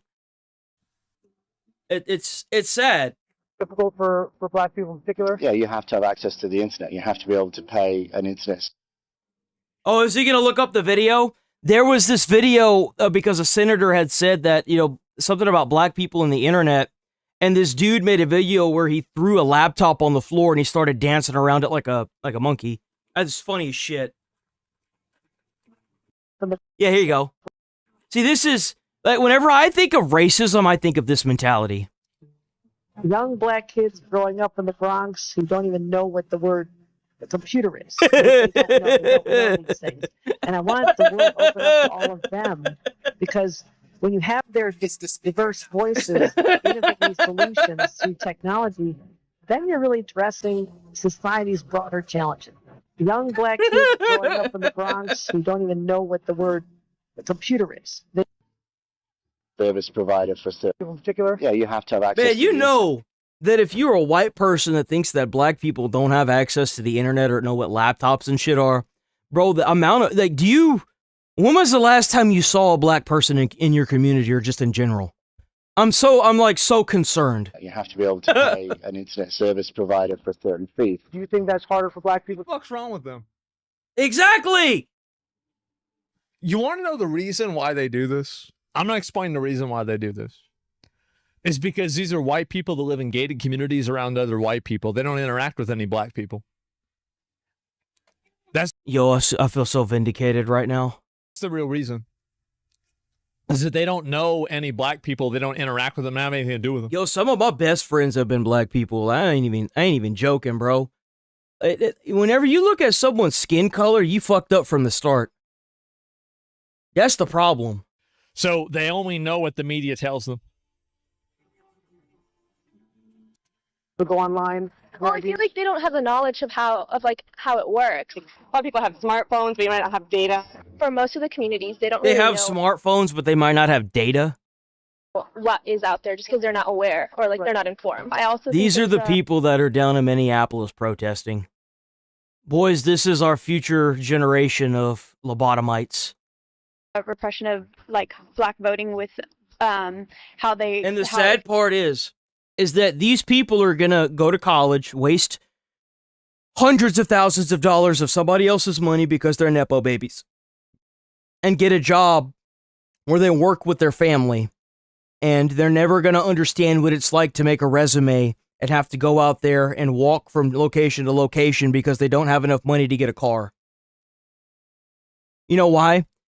Because someone in their family has already bought and paid for them to have a brand new car. That's why.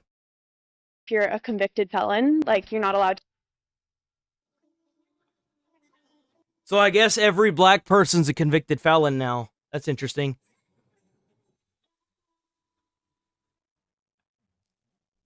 You think this is a skit? This is real.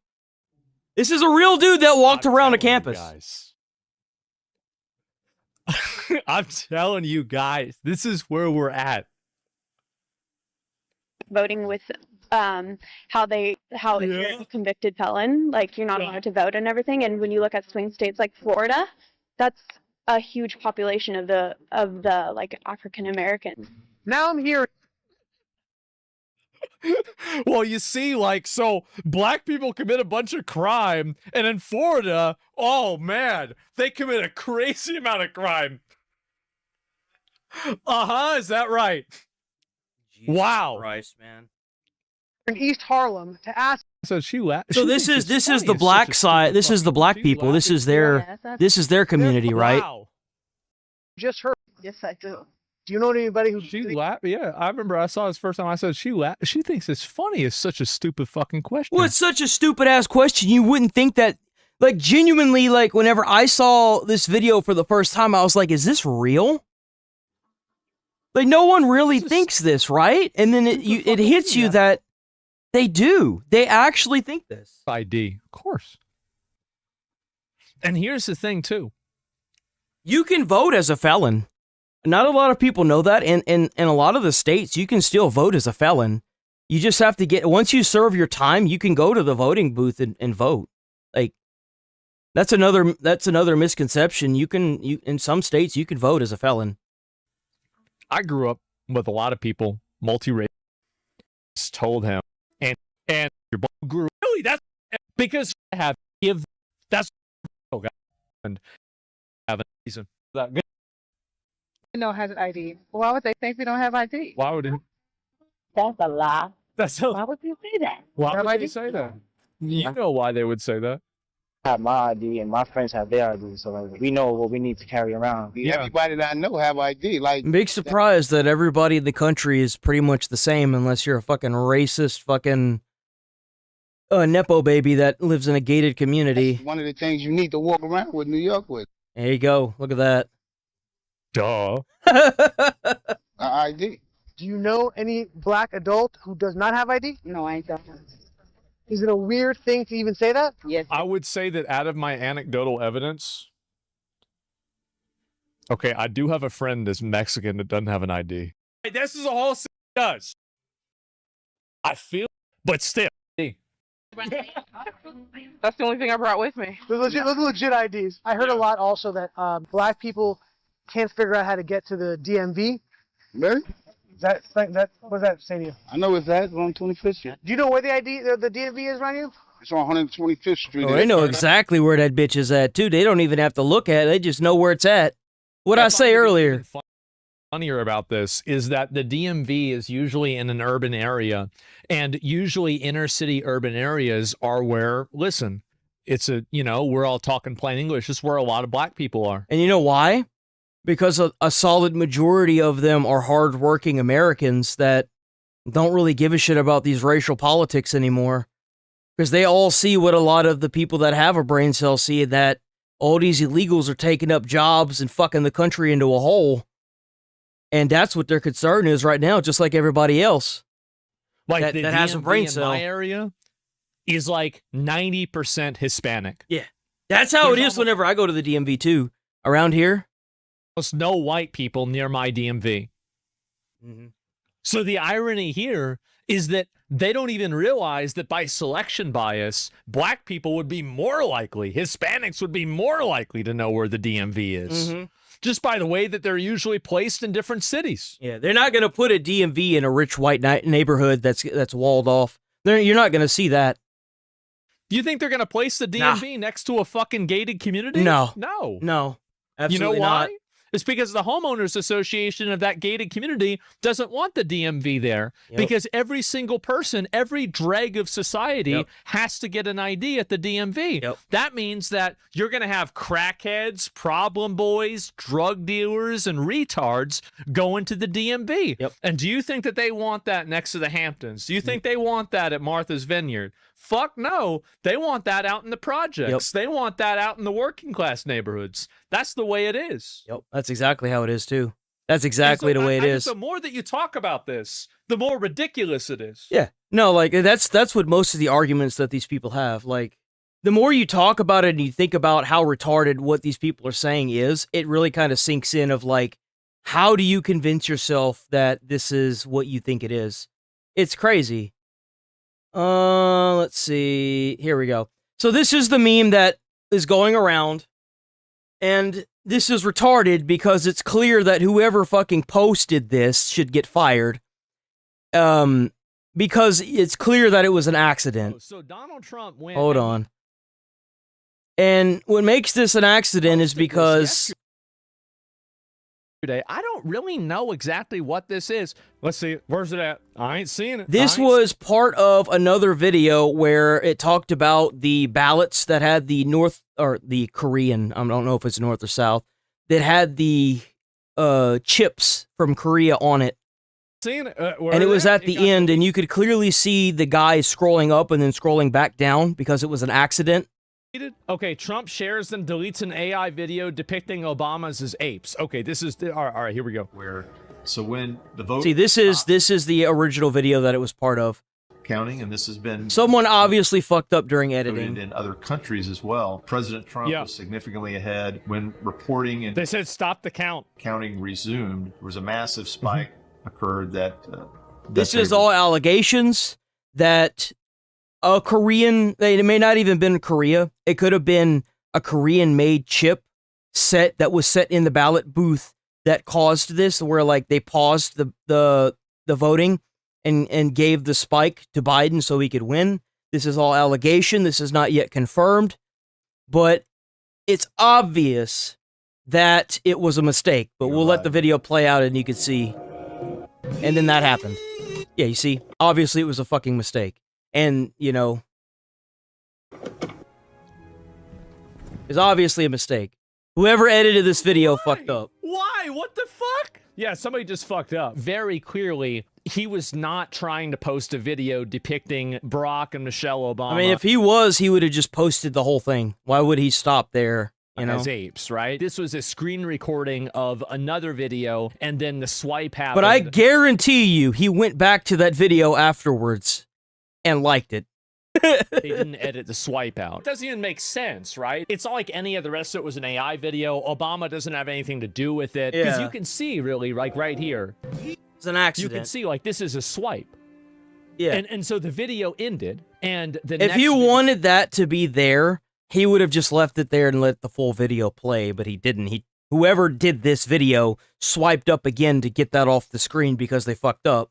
video began. It was a Twitter autoplay, and he swiped back. Yeah, he even swiped back. Oh, he did swipe back. He swiped back to the video. So it was an autoplay. So he didn't even swipe. It just autoplayed the next video in the section. Okay, well, there you go.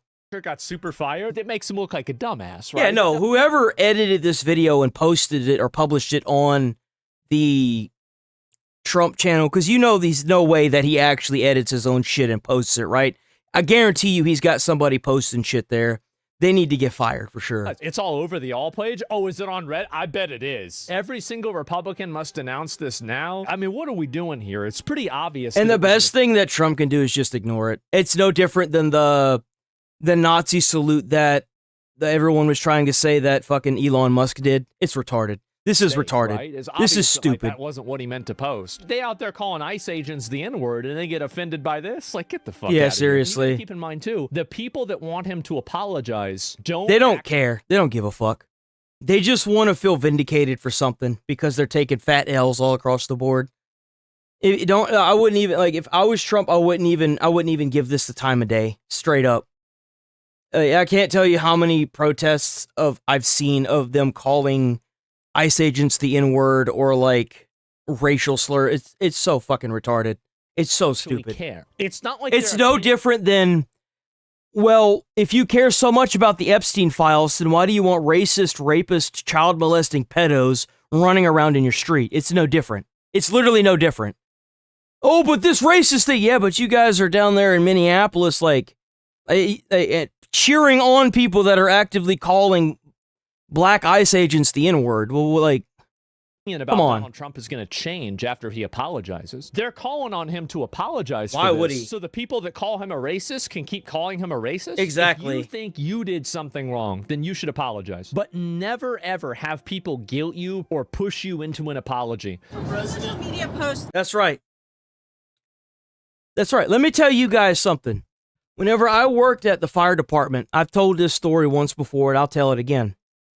I was part of a department that would force hours. Like, the schedule is supposed to be 2 days off, 1 day on. But whenever I got hired, they said that they force some hours. Some, right? Hours meaning a day. Meaning you have to work 2 days on, 1 day off, and then you get a day off. But that's not what was going on. What they were doing is they were forcing us to work 48 on, have 1 day off, but like it's 45 minutes away from where I lived at the time. So like I had to drive, I would drive 45 minutes. I would have less than 24 hours off because I would have to get up at like 4 a.m. the next morning, get dressed and go in because ours started at 6 a.m. And you want to get there early for shift change because that's what they do at a fire department. You get there early so that way you can get your shit set up so that way the guys that are there can take off because they've been there all night. So then it would be 48 on, less than 24 off, and then another 48 on. And they decided that for whatever reason, they waited the day before, and I had already worked Thanksgiving and the day before Thanksgiving, and then they were trying to make me work Christmas Eve and Christmas Day, and they can't keep people they couldn't keep people at the station because of this work schedule. That's the main thing I'm trying to say, is that people kept quitting because of how they would force hours and how often they would force hours. They waited until 2 days before my day off on Christmas Eve. I was like, fine, I'll work Christmas Day.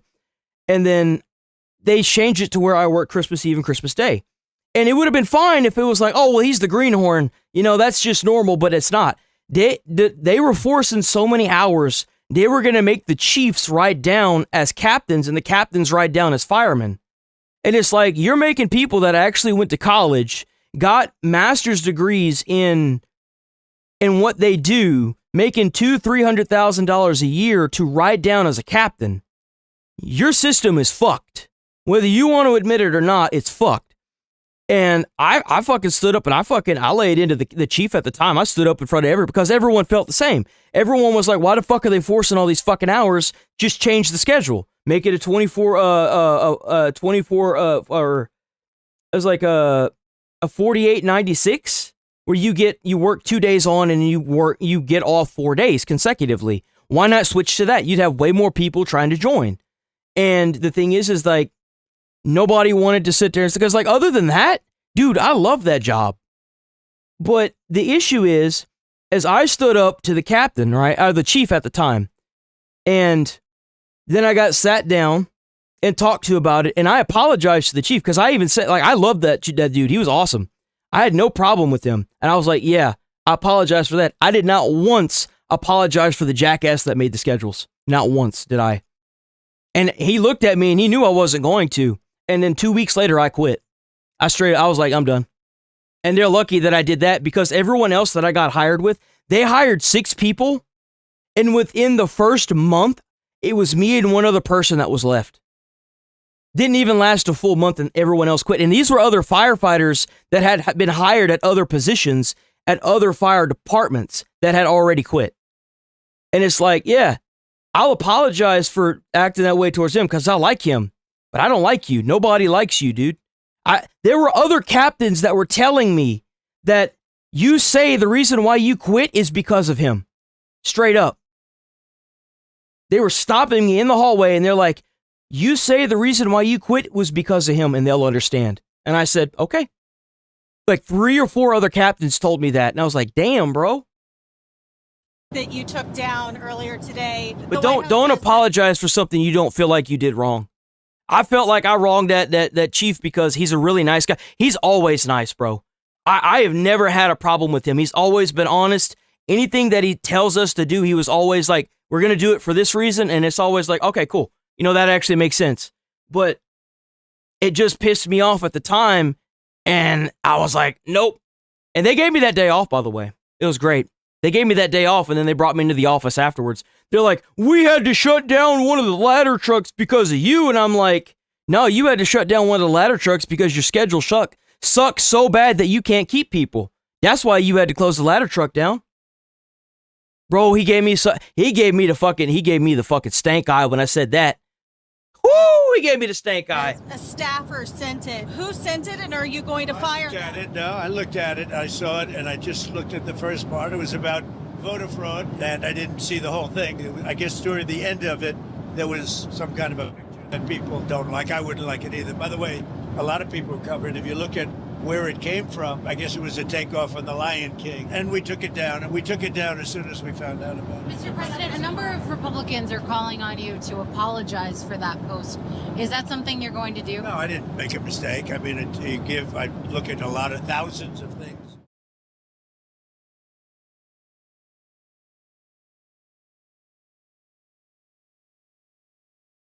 But yeah, like don't even at a job, if you don't feel like you did anything wrong, like at a certain point, you have to stand up for what you think is morally right, and that shit's just wrong, man. Straight up.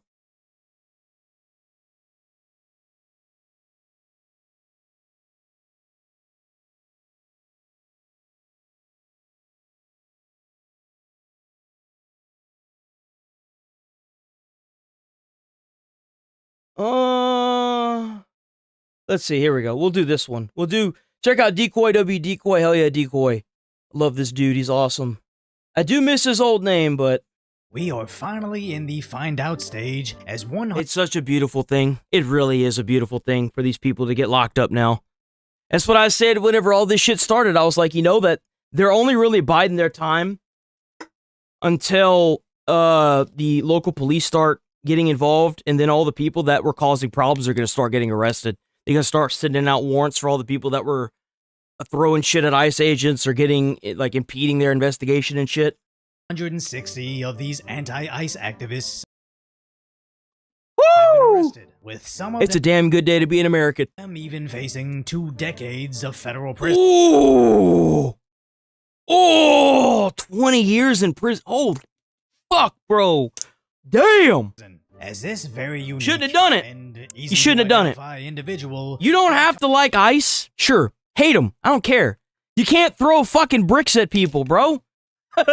comfortable threatening the feds. My name is Kyle. Oh yeah, this Antifa freak. So much rage in me that I've had to record this. It's time to suit up. Boots on the ground. Show up. Ready to go. Okay? Not talking about peaceful protests anymore. Get your f***ing gun. Like, there's a picture of this dude dressed up as, like, a woman. You want to follow somebody and throw your body on the line for somebody who doesn't even know what gender they are? Like, come on, guys. And stop. Like, this person's angry at themselves. Of course, they're going to be angry at everyone else around them. People. Then went into hiding. Yep. Basically on the run now. Shouldn't have done it. You know, I have safe places and I have evacuations planned out, but as I've said a million times, I'm going to stay in this fight to the bitter end. I'm not going to. Hey, you fucked up. If you got the federal government on your ass, that means that there's no state that you're going to run to that they're not going to eventually find you in.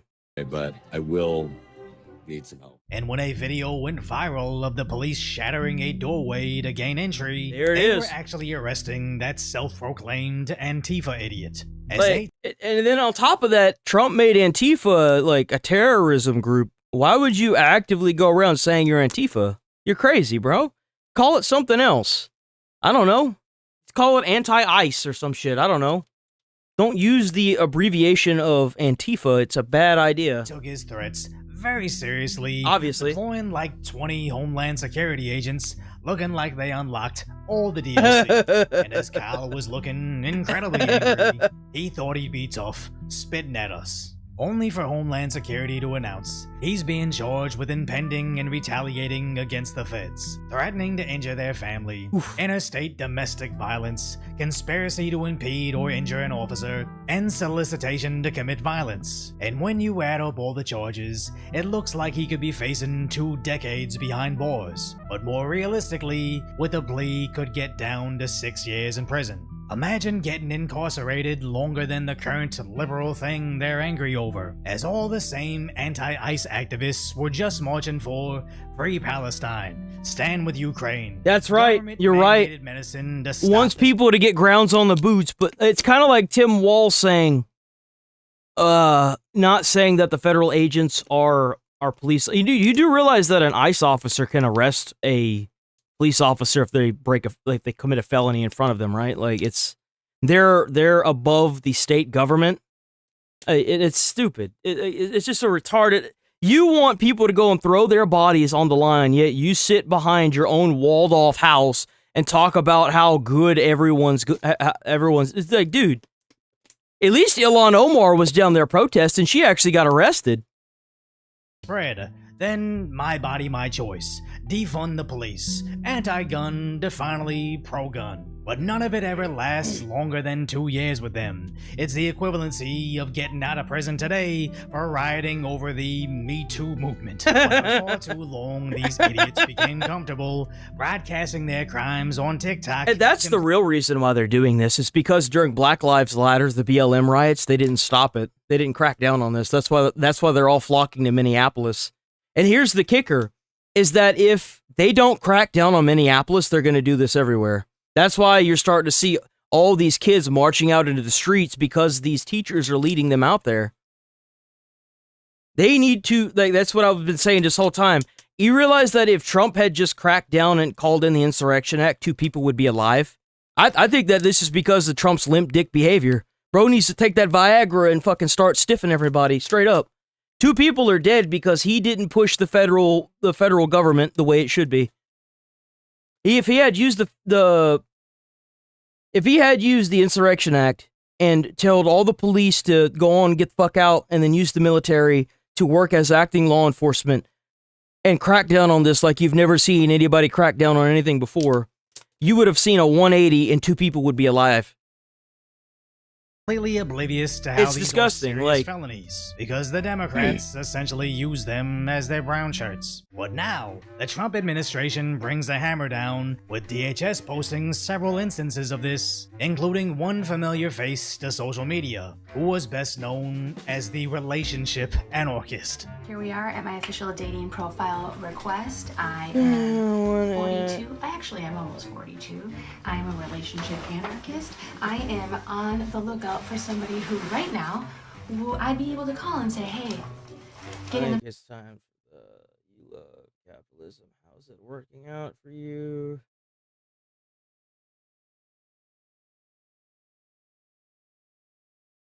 Paid, that's why it's happening. Yeah, I think that they are paid protesters. Other countries got over COVID faster because they got vaccinated. Comply with feds. To your superiors, glorious Trump.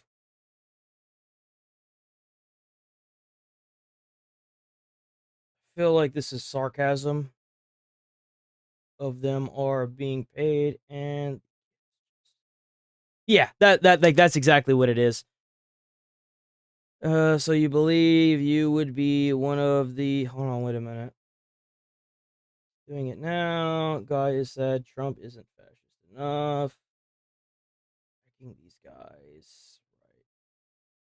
Right. Take down his name. Puppet.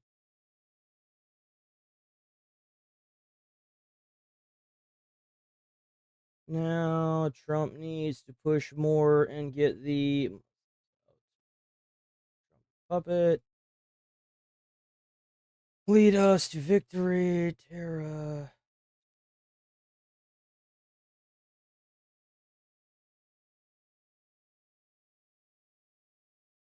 You believe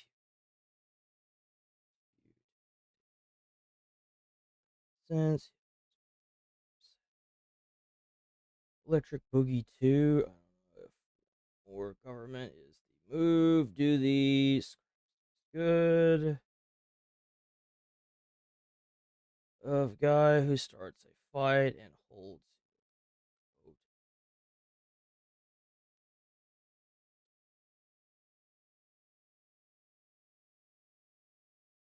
Here is doing that. Yeah, they're right. Corporations run everything. Passenger seat. And let's go up. If you're not afraid of a woman who can speak her mind, if you're interested in sitting in a side seat, message me. As she later allegedly followed and crashed into a federal agent's vehicle, which is sad, as aimless loneliness used to just result in cats, but has now been harnessed. I can't stand this mindset of these people comparing ICE to the Nazis and Gestapo. You do realize that if ICE agents were anything like that, they wouldn't be arresting people, they would be executing them in the streets. And any protesters, they would just mow them down. It'd be a lot like what Iran looks like right now. But I don't see anybody ever complaining about what's going on in Iran, the actual genocide. Like, their government is literally killing people in the thousands, but you want to sit here and call agents that are actively deporting illegals that are trying to clean up the streets or as comparable to that. It's just I just don't get that, dude. Activism, as protests have somehow become daycare for unemployed adults with more emotion. That's right. Look at that. And information. But finally, Father law enforcement is saying it's bedtime. As even in deep blue Minneapolis, their police are making heavy-handed arrests. Oh, gotcha, bitch! You're going to jail. Going to jail. Going in the box now. If you were this fragile, you wouldn't attempt to fight fascists. But that's just what happens when you don't mean a single thing you're shouting. Exactly. If they think throwing fits can defeat fascism, getting arrested is just part of their play pattern. But at least they're saving the taxpayer money, showing up to protests pre-shackled. If you really care about your students, show up and come out. If you really care about your students, show up and come out. Ice, ice out! Ice, ice out! Ice, ice out!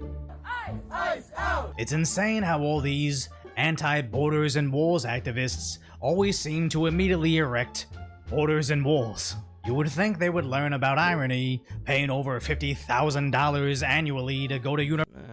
Let's see. There's a lot of morons in chat today. So refute my statement. Thoughts on Epstein files. They're bad. Thoughts on all the illegal immigrant rapists that are being deported. Is that worth $3,500 a month? To some, it is. I'm not a puppet. Every sitting president minus JFK, yes, who released the Epstein files. You know, that's true. If Trump wouldn't have kept his foot out of his mouth when he was campaigning about the Epstein files, you do realize that we would actually not have the Epstein files. Even as redacted as they are, we wouldn't even have that. I didn't see anybody bitching about that shit whenever Biden was in office. Why y'all only using that shit as a political tool? What about all the illegal, violent, rapist immigrants that are diddling kids in the streets that ICE is trying to get up? What about them? Every sitting president, city water. ICE is a modern day Gestapo. Why are Well, you're gonna get removed.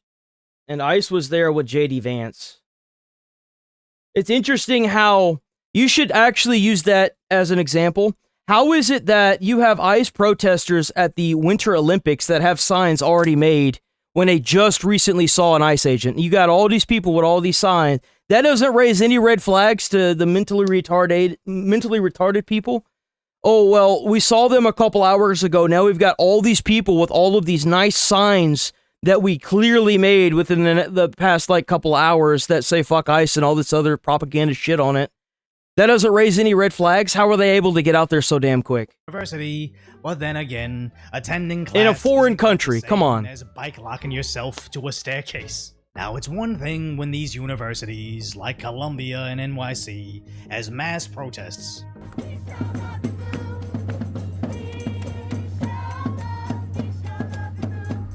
But now, even high schools in Seattle are having mass walkouts, where the students fight ICE. I think it is a paid insurrection. I do. City. And over in Portland, it's essentially a street takeover, where... Well, like, you realize that there are new documents coming out that are showing the campaign manager for Tim Walz is being paid to rally together these people? That's what's coming out now. Clash with the residents. There's like a paper trail for it.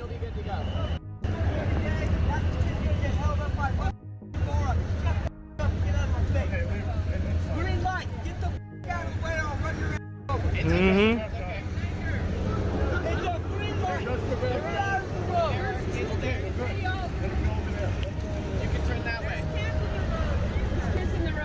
It's one thing when the EBT tribes clash with the adults with actual responsibilities, but it's important to notice this was the only instance of school protesting that I saw with a semblance of security, as the massive walkouts in Los Angeles resulted in incredible danger to the students. This is a planned protest. That's so fucking retarded.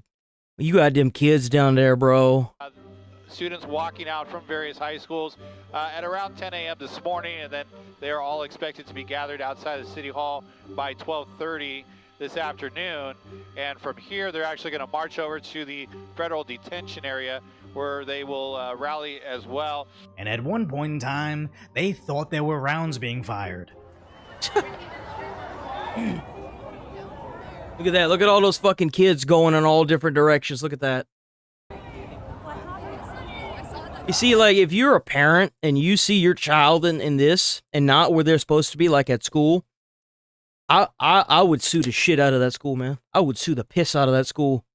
That is their responsibility to keep those kids in those classrooms learning with their 0% math skills. You know what I'm saying? Like, there might be a reason why their math proficiency is 0%. It was a false alarm, but it doesn't mean they weren't in danger. As last year in LA, at this same exact thing, there was a stabbing, and the fact that this organic protest at specific times and locations for the students to take over makes me think whoever is coordinating this needs to be... No, the kids aren't being paid. What's happening is that the teachers are allowing the kids to get out, and the fucking kids want to be down there because that's where all their fucking friends are, and they don't want to be in school. Duh? What are you, fucking stupid? Prison. As over in Nebraska, what are you, fucking dumb? Anti-ICE protests resulted in a kid getting hit by a car, as a student's mother blamed the school itself. Thank you, W parent. W parent. Making protest materials during class time. Yep. Again, proving you got 0% math scores, but you got the time during your day to fucking make protesting materials, bruh. I wonder why they're able to make protesting materials. Administrators claim this wasn't an official school activity. I'm willing to bet this is what the faculty I guarantee you the teachers had something to do with this. Guarantee. Wanted, as again, the students are never going to stop the enforcement of border laws, but they can be used as useful idiots, get themselves gassed and rubber bulleted. Let me tell you something. That's the most beautiful thing about a gas canister is that it doesn't care what religion you are. Doesn't care what race you are, and it damn sure don't care what age you are. Gas canister's gonna do what a gas canister does. It's gonna gas you. At riots, also the Democrats can cry about the spooky fascist footage. It's sad because these students whether getting arrested, run over, or at the very least, being robbed of an education, or just the That's really what's going on here, bro. They getting robbed of an education, and a country is getting robbed of its taxpayer dollars if these kids aren't in school. They are fucking a generation thoroughly in the head by doing this. To the left is willing to make just to form a gotcha clip against President Trump. And I ain't even gonna lie, I may not even believe what everything that's going on, but if I was in high school, of course I'd be down there. I'd be down there with all my friends too. I'd be down there setting shit on fire, being a fucking nuisance. Of course, who wouldn't as like a high schooler or like an elementary school, not elementary, but middle. Funny enough, there were elementary students out there. That's the sad part, is that they were being marched out there with their fucking teachers, but constantly proving they middle know school. nothing about this movement. Any of y'all want to say why y'all here today? Because ICE is freaking stupid, bro. Yeah, bro. Get ICE out. Get ICE out. ICE is supposed to protect our citizens, stop drugs coming from the border. Instead, they're attacking American citizens. That's not what it's here for. Completely willing to cheer for anything. All I have to say is that we are in a place that is the place. Yeah! Yeah! This is the mentality. Boys, this is what 0% math efficiency looks like.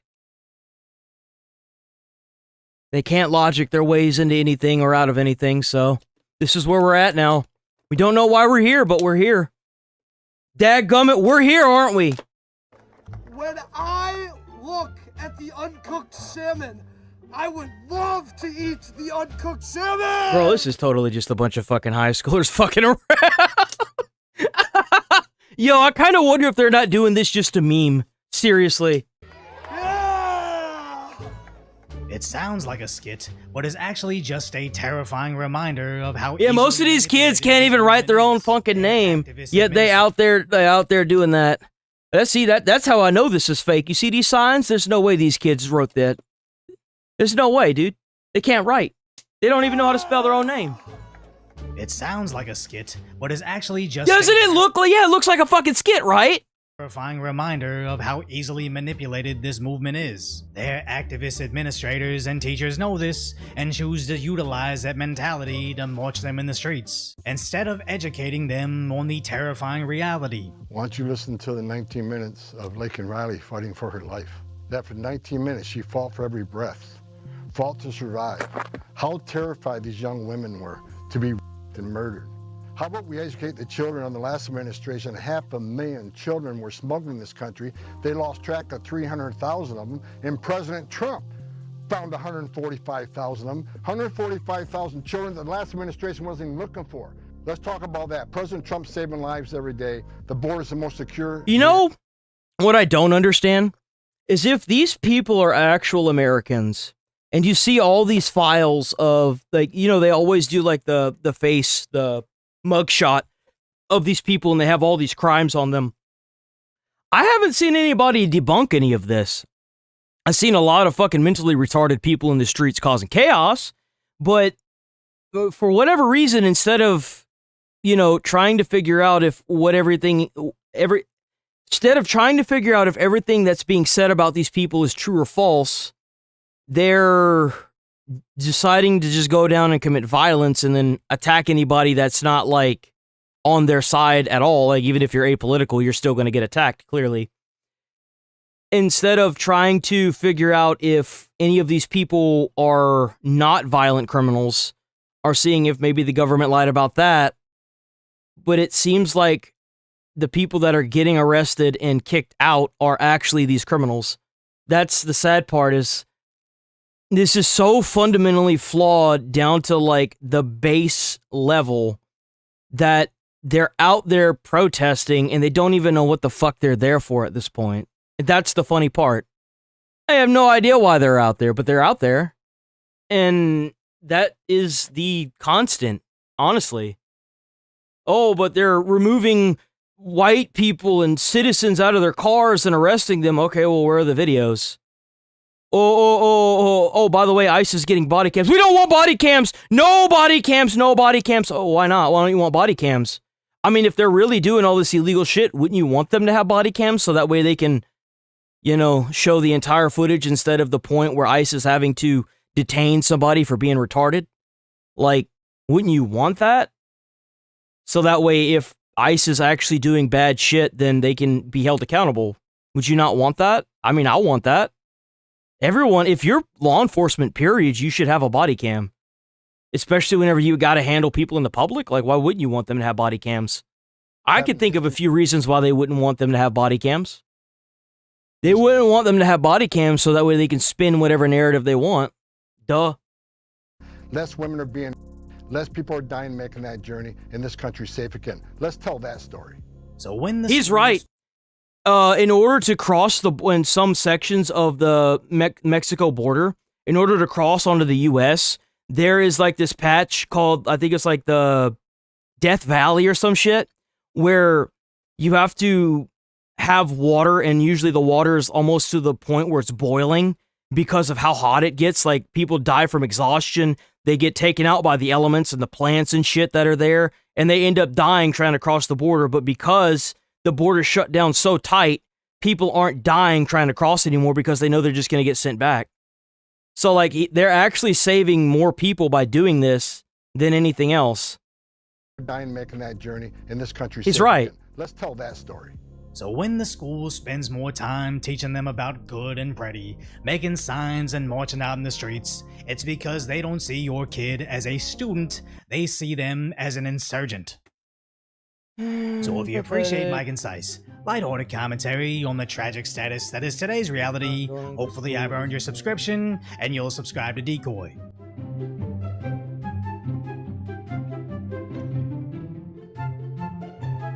Yeah, no, that I don't see a reason why having a body cam would be bad for Ice Ages. I think that would be an amazing thing, because you can find these bad actors, because every form of police or government has bad actors, especially when it comes to law enforcement. It's going to happen.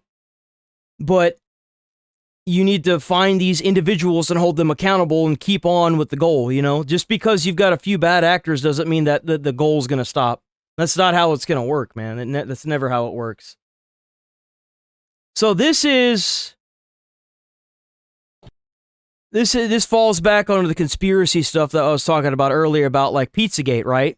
How real journalists are being kicked out for doing what they do. But, like, I wonder how many people that worked at the Washington Post or the New York Times came forward with Tim Walz's BS, or, you know, the massive amount of fraud that was going on in Minneapolis, but that were fired or kicked out because of them being labeled as conspiracy theorists, or just, you know, called crazy and pushed out for finding.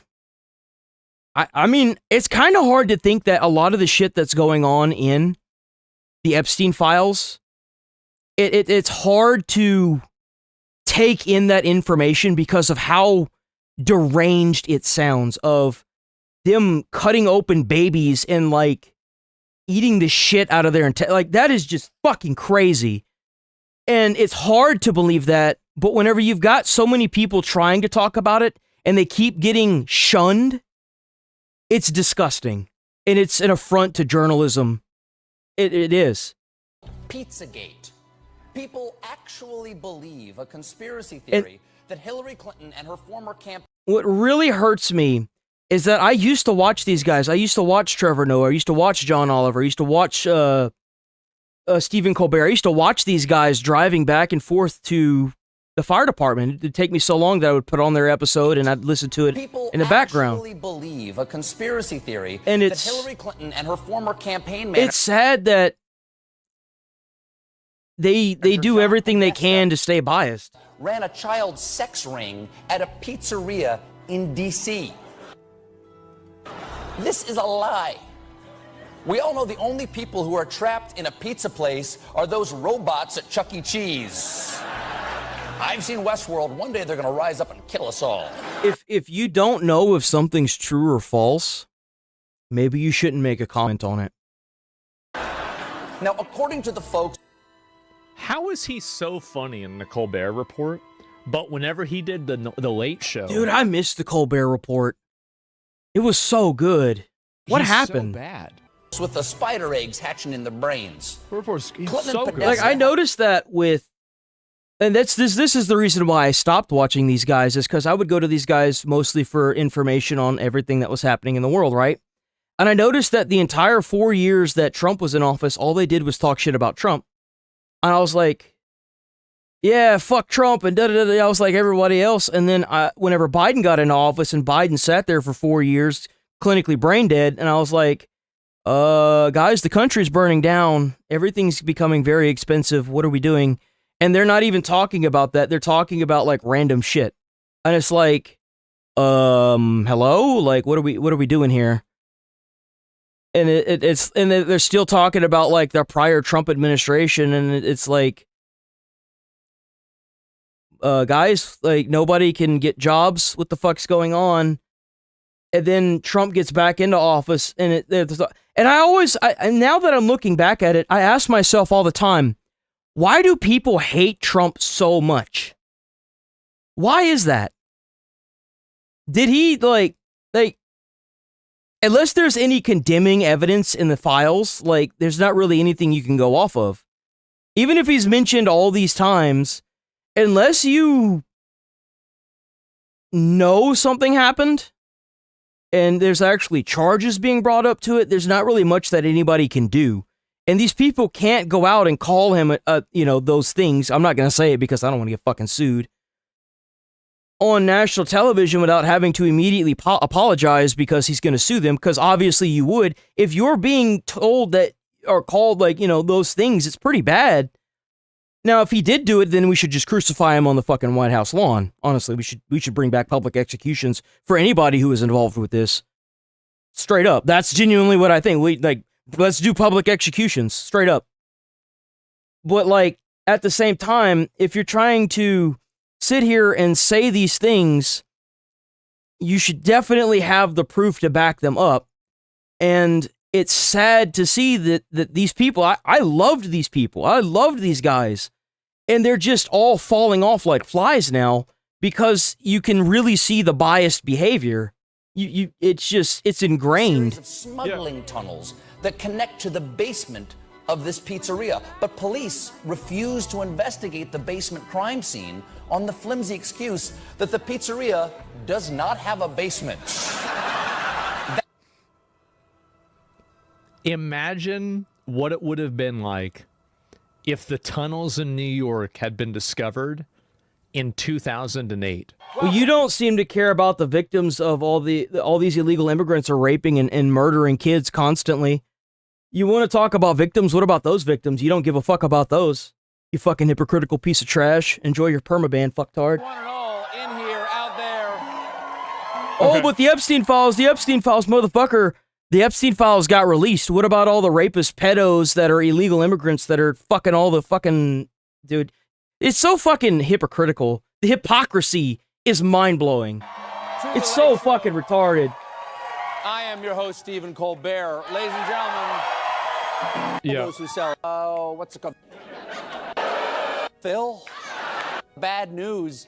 If I look like I'd make a nice hat, it was tonight's feel-good story. The department released its largest...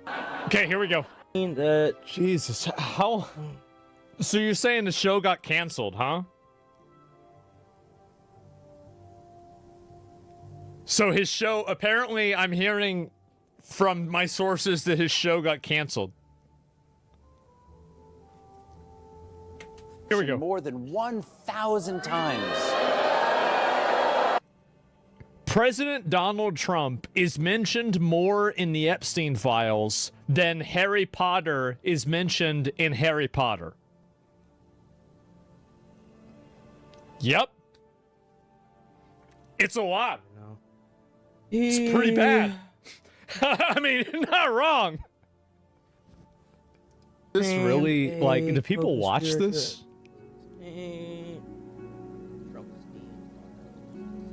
I mean, you know what I feel like I'm watching right now? Good versus evil.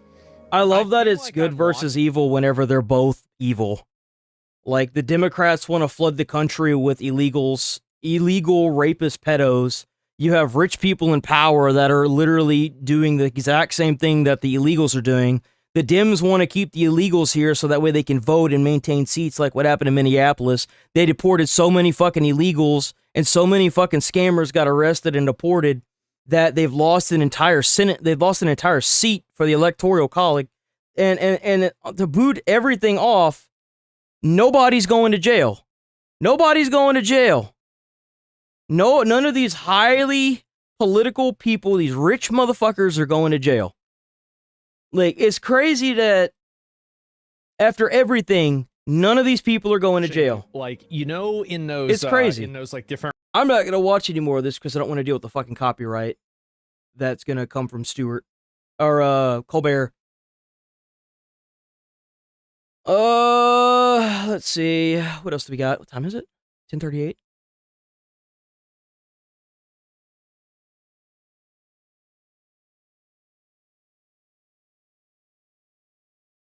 Pizzagate was always real. Would you mind just giving a basic recap There we of go. what this Pizzagate theory was? These emails. Because, like, you realize that it's not just the government. There were people from all over the world that were involved in this. We're talking about a ring of the most powerful elite 1% people in the world that have more wealth than all of America combined doing this. This could be Democrat. It's not a red and blue topic. It's a class warfare. It's class warfare. They're trying to keep these lobotomites down in Minneapolis thinking that everything is chaotic and it's like the Gestapo, so that way they don't see that they've released the Epstein files and there's a lot of highly political people with a lot of fucking wealth at the top that have all gotten away with this. All of them. That's the crazy part. That's the most insane part about this whole thing. Get dumped online full of everything that was in John Podesta's life. And John Podesta is a very powerful and connected man. People on the internet then started to notice these strange pizza messages about $40,000 worth of hot dogs being flown to DC for parties, and overt references to children. That's a lot of hot dogs. That's a lot. Like, there is this one old man that I watch on Instagram Reels who drives around in a car full of hot dogs, drinking and driving, gambling. So it's and he's great. But, like, that's like a car full of hot dogs, and that's probably only like $50 at the most. I've seen him. I like him. Yo, welcome from Washington State. Let's go. Like 7, 8, and 9 will be in the pool, and it'll be heated, and they will be there for. It's like, wait, what are we talking about? This one pizza place in particular, Comet Ping Pong, right in the heart of DC. The Instagram of this pizza shop is full of very disturbing images of children. Things like children. You know what I want to know? Why haven't all these fucktards and these lobotomites down in Minneapolis not gotten a boat yet and boated over the Epstein Island and tried to figure out what's in those tunnels that are on Epstein Island?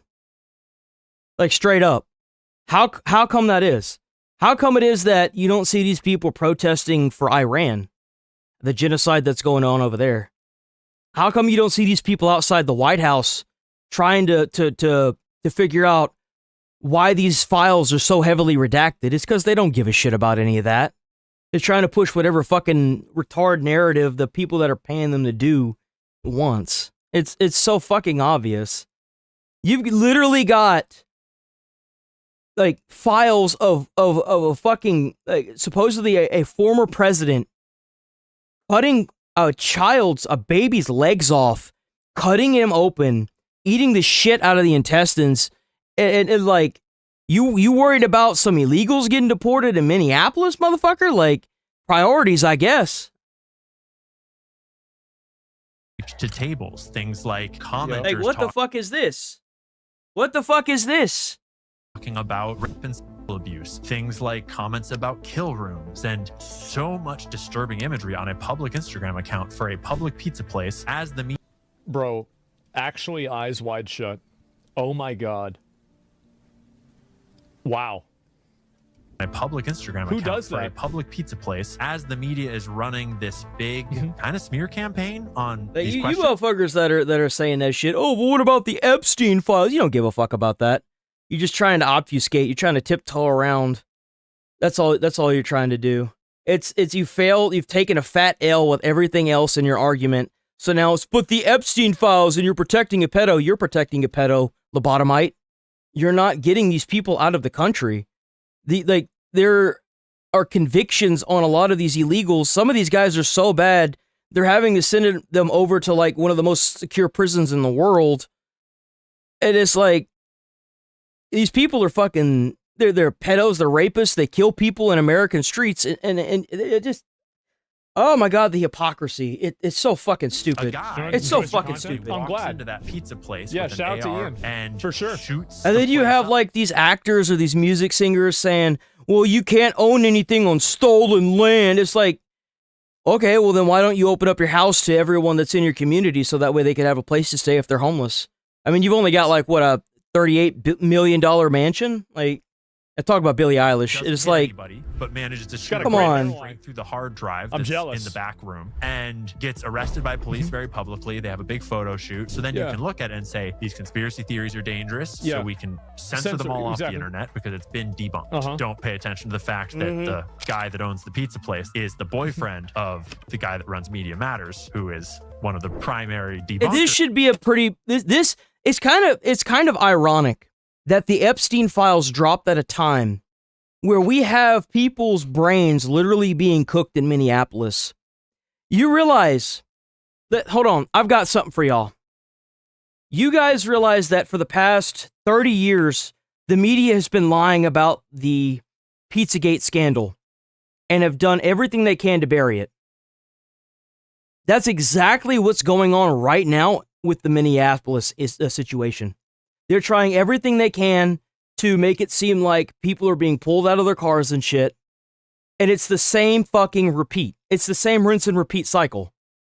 Oh, but all this information that we don't have of all these people being pulled out of their cars and all these... To give you an example, you had people with lawyers coming forward and making accusations whenever the files were under wraps, right? You had people going on to CNN and all these places saying that, the people are, doing this. Well, where are these people at that have supposedly been attacked and assaulted and dragged out of the car? Why aren't they on CNN? Why aren't they being called to any of these big media broadcasters? Where are they at? Where are their videos? Where are their stories? You don't find it interesting that all these people, like, you see a picture of an illegal criminal migrant that has done fucking terrible things to people, and you see their mugshot and their criminal record, and you're like, how the fuck is this guy here? But whenever CNN talks about it, it's yeah, well, you can't have all this stuff going on that goes against the Constitution, but you're not showing any of the footage that these people are claiming. Like, if this is really happening, then why aren't you showing any of that footage? Why aren't you showing footage of people being dragged out illegally of their car and, tased and stuff? But then they do, and then come to find out later that it was only half the information. And it's like, for example, what they did with Renee Good. They posted the very end of it where she tried to run over the ICE agent and then he shot and killed her. But they don't want, and they tried to spin it as she was going to get her kids from the school and trying to go and do this. And you see these stuffed animals in her dashboard. This is not a person that would have a weapon. She has no weapons. And it's like, then it comes out that she was literally following these guys around, harassing them, using her car as a blockade, trying to run the guy over to the point where he got abdominal, internal bleeding for whenever she hit him. And it's like, it all just falls apart because you're only releasing half the story, thinking that the government's going to cover up the whole thing. And it's like, nah, dude, they're going to release the whole thing and you're going to get cooked. And now that the Epstein files got released, they're trying to say that, well, a whole lot of that's bogus because it's got a lot of incriminating shit on it. It's the same rinse and repeat cycle since Pizzagate. Of these things. Man, that is really, damn, bro. They're They're named. They had 10 co-conspirators, one of whom was Leslie Wexner. They're named. And that the list is long. Like there's pilots. We know their names. Larry Visosky. There's 3 different pilots. There's a bunch of other Let me say like this Ghislaine for any of the Maxwell, but, lobotomites in assistants chat. that were helping to recruit girls. Renee Good, Rip Bozo, rest in piss, you won't be missed. That's what happens when you try to run over a federal agent. Sucks to suck. Maybe you shouldn't have done it. There's a bunch of other people that were trafficking models and bringing models in and out. There's just this long, there's an enormously long list of people in various roles all around Epstein that we know full well were at the very least deeply suspiciously involved, where they should be asked some very serious questions. I mean, right up to Ehud Barak, who by my accounting looks like the handler. I'll tell you what, your video evidence that you're magically making up with doesn't void the fact that a federal investigation was done with people who have thousands of hours doing what they do and hundreds of investigations behind their belt. So I'm going to go based on what the people that actually, went to college and got their degrees to do. I'll rely on them to do their job to an extent. How about that? Instead of the lobotomites that sit here and do this retarded shit. Renee does an awesome bowling ball. I know she does, right? She does a really good. She never hit him. I'm rage baiting you retards so that way you can all get banned. If you're wondering what I'm doing. A bruise. He got internal bleeding. You're retarded. It's the culling, boys. It's the culling. Renee does an let's see. 300-pound SUV. It is a weapon. That's right. It's a lethal weapon. An SUV is a weapon. Just so we're aware. In his video, you actually get hit by the car. What happens with zero critical thinking skills or reading a book? What happens with zero critical? She didn't hit him. She did. Bye-bye. Renee got what she asked for. She did. She got what she asked for. He got hit as a federal officer. She died like a dog in an adult diaper trying to run him down. Drive, baby, drive. That's right. Drive, baby, drive. I know exactly what that statement means. Duh. Because that's what they told me. Duh. Hide user and look at us. Cannon fodder to do with us as they choose, even in our country of the United States, and boundary lines don't matter when you have that kind of money, wealth. You're a brainless coward and you're banned. Oh man, the culling is good. Good riddance, Renee. That's right, good riddance, Renee. Domestic terrorist going down in history as a domestic terrorist. Play stupid games, win stupid prizes. I love to see it. Says the child wearing a bathrobe. Man, how come you guys can't find anything? You can't even attack the argument. You got to sit here and try to attack me and how I look. You have nothing to go off of because you're fucking wrong and you're taking fat L's left and right. Like, we are gonna let America decide what's gonna happen in the nation. I agree, we need voter ID and we need to make sure, we need to have policies in place that prevent people like Ilhan Omar, who came from a third world fucking country. We need to take their ability away to be in our politics, period. If you are an immigrant, you shouldn't be moving here and then being elected as an official. We need to get rid of that bullshit. We need to patch that bug because that's a fucking problem. That's a huge fucking problem. Man, they're just insulting now. Yeah, that's all they got. That's all they have. All they can do is insult you because their fucking argument is retarded. Seriously. Man, yep, and he... Yeah, and the other guy, yeah. Voter ID, without a doubt. Yep, love the bro. Just because you got to school doesn't mean you're smart, just means you spent money. That's right, and you're right. Just because you go to college and you get a degree doesn't mean you're smart, it just means that you spent money. That's how the systems are now. You could get through college straight up Googling everything using Quizlet. Use Quizlet. You can get through college easily. It just means that you paid money to a college system. Congratulations. That doesn't make you smart. That just means that you have a piece of paper that's worthless now in our system because they're hiring illegals left and right. Congratulations. You spent money on a piece of paper that's not going to guarantee you a job.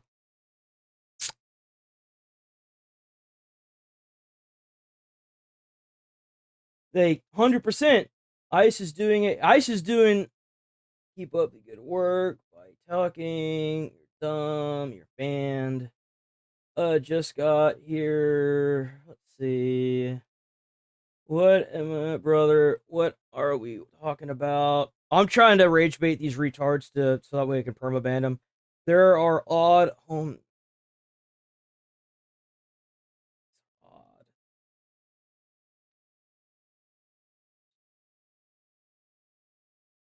Where and term limit? Yeah, we need term limits too. I agree with that. 100% term limits and age limits too. If you a fucking boomer, your ass shouldn't be in politics because you can't operate a computer. Then I can't expect you to regulate child gambling in fucking Fortnite.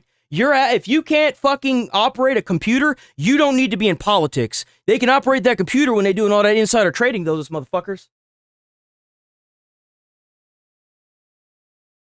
So Ted Cruz doesn't deserve to be a senator. I mean, no. I would say that Ted Cruz should have lost his ability to be a senator whenever he decided to go on vacation, whenever people's power was going out for weeks at a time. If you're a senator, you shouldn't even be able to leave the country. And if you are a foreign person, you should renounce all citizenship and you should work 365 days out of the entire year. If you are an elected official, your ass needs to be down on the Senate floor helping Americans. I don't give a fuck about Israel. I don't give a fuck about about a lot of these fucking places. I care about America's best interest. That's what I care about. You shouldn't be taking no motherfucking vacation when you making all that fucking money. Nah, dude. Hell nah.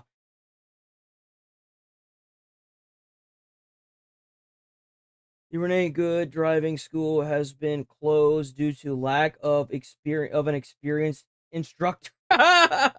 Must be nice being able to make money grifting about our politics. It's my politics, dickhead. It's my politics. That's what patriotism looks like, a lot like suspending a money or casting equipment.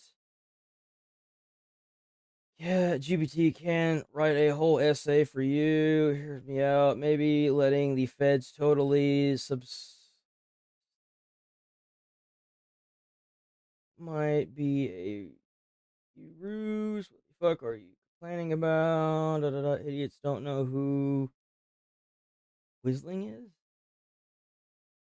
They ever think that 25 million people flood the country will cause costs? Yeah.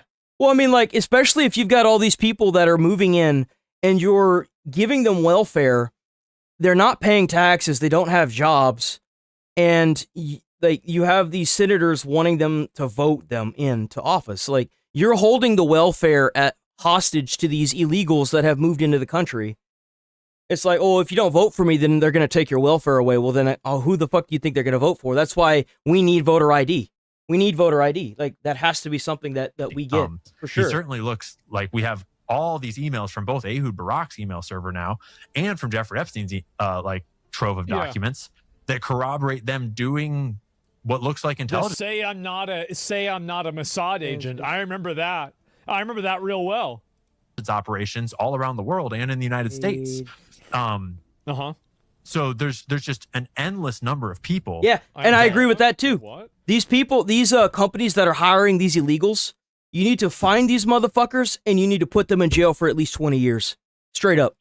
If you own a company or you're a CEO and there's a chair member, there's board members that are telling that CEO what to do, you need to find each chair member and the CEO and lock them the fuck up. Show them no mercy. I don't think I did. Wait, did I really? 100%. Yeah, I mean, this is just... No, I didn't. What do you mean? And, yeah, that's...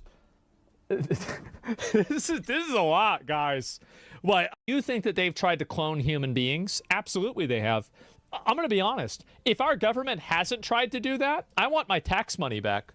I do. I want it back. If we're not trying to clone people and we're not trying to, like, grow people inside of a lab, I'm getting scammed. I am. Like, I thought we're supposed to be on the edge of this. I thought we're supposed to be trying to move things forward. Like, really? I mean, I'm not even saying, like, there's a lot of reasons why you could grow a person. Why? Well, because you could grow organs that way. Like, that's the main thing. Absolutely. 100%. Like, cloning humans will be the end of humanity? They said that about a lot of things, and it wasn't. And we need a real Captain America also. Yeah, do you think they were successful in cloning human? I don't think they were successful.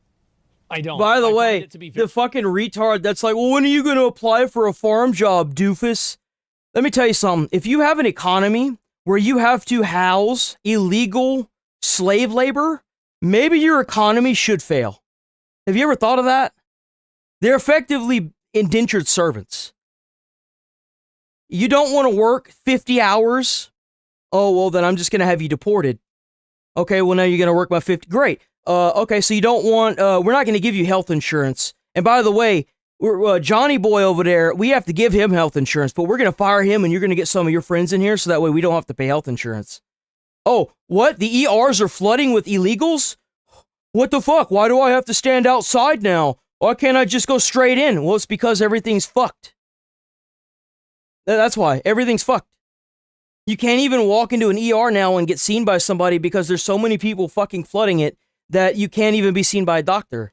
Takes an hours on end because there's so many people that don't have health insurance in the ER because they're guaranteed to be seen by a doctor. Like, it's just from the base foundation, everything that these fucking people argue about is retarded. It's stupid.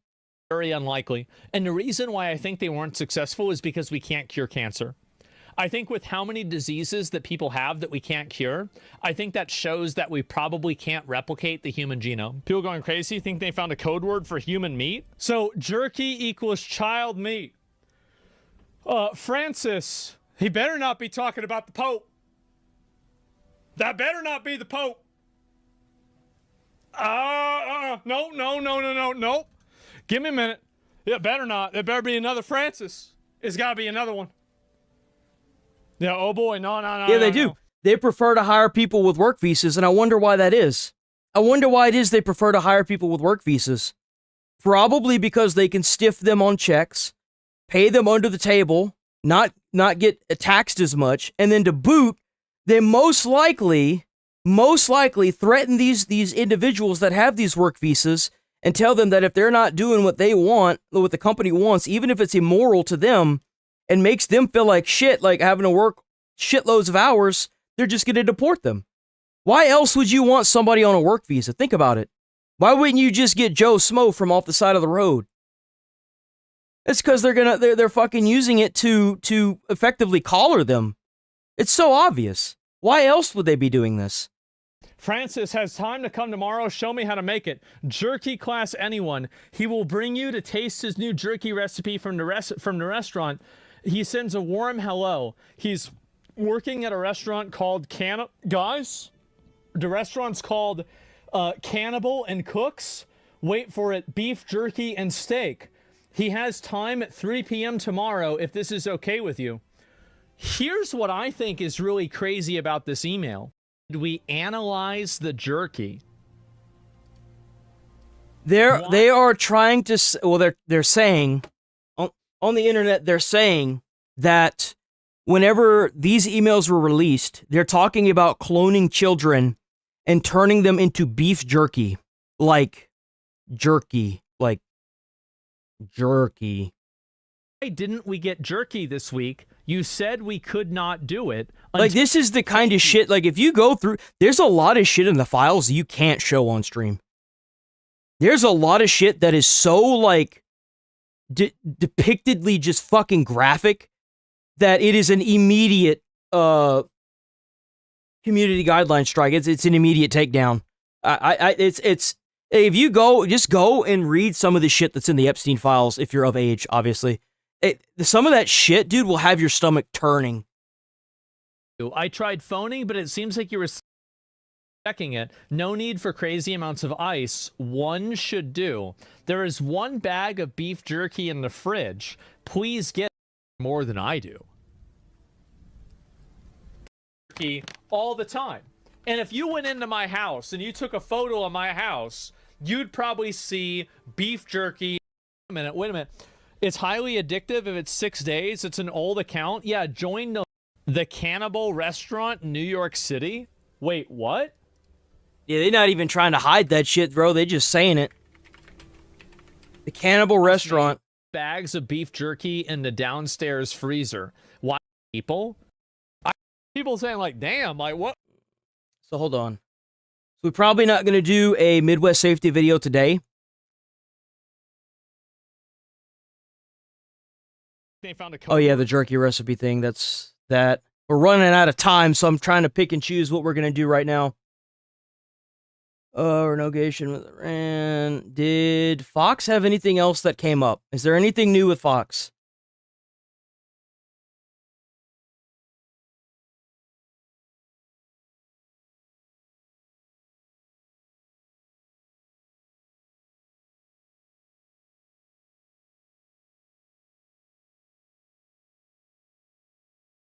The fuck is this?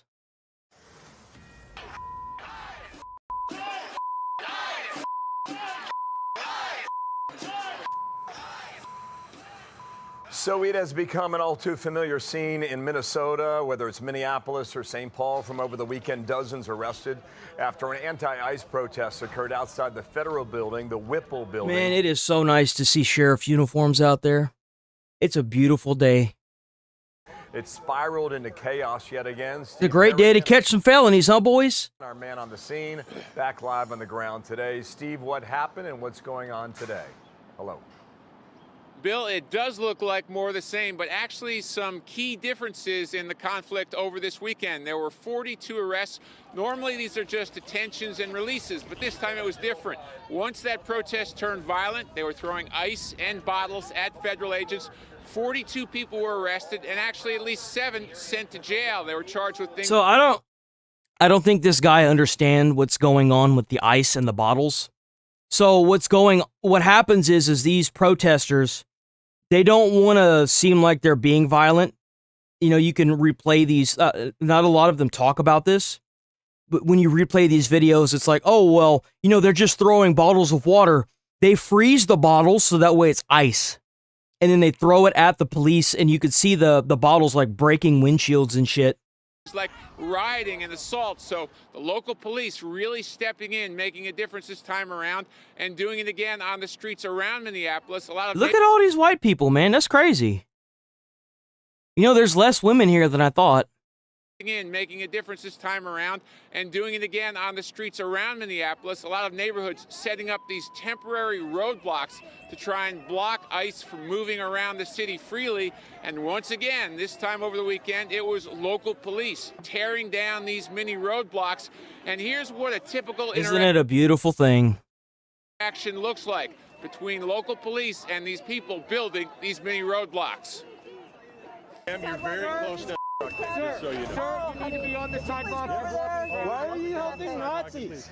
I cannot think of anywhere I would rather not be than right here. No place I'd rather be, but this time it's not just federal agents, it's the local police too. For the first time, we're seeing some cooperation hand in hand to try and bring this situation under control. Bill, back to you. Wow, we'll see. Isn't it a beautiful thing?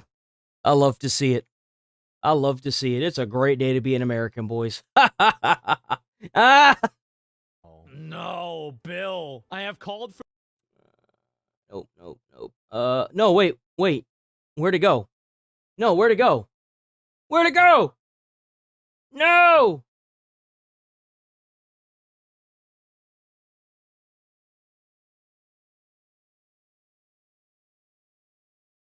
So I come from the great land of the chieftain, Elizabeth Warren. Ooh, and I would like to know, Maura Healey is our governor, and she Well, I guess we're going to finish out the stream with this. Damn it.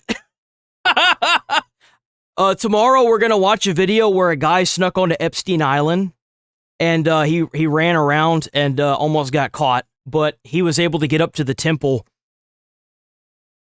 asked citizens of Massachusetts to take illegal immigrants into their homes and house them because they don't have enough housing for all of them. So I just want to know, answer my question first. Are you willing to do what Maura Healey asked the citizens of Massachusetts to do and house illegal immigrants in your own home? I can think of a lot of really wealthy, rich people, rich and wealthy, that definitely have the space.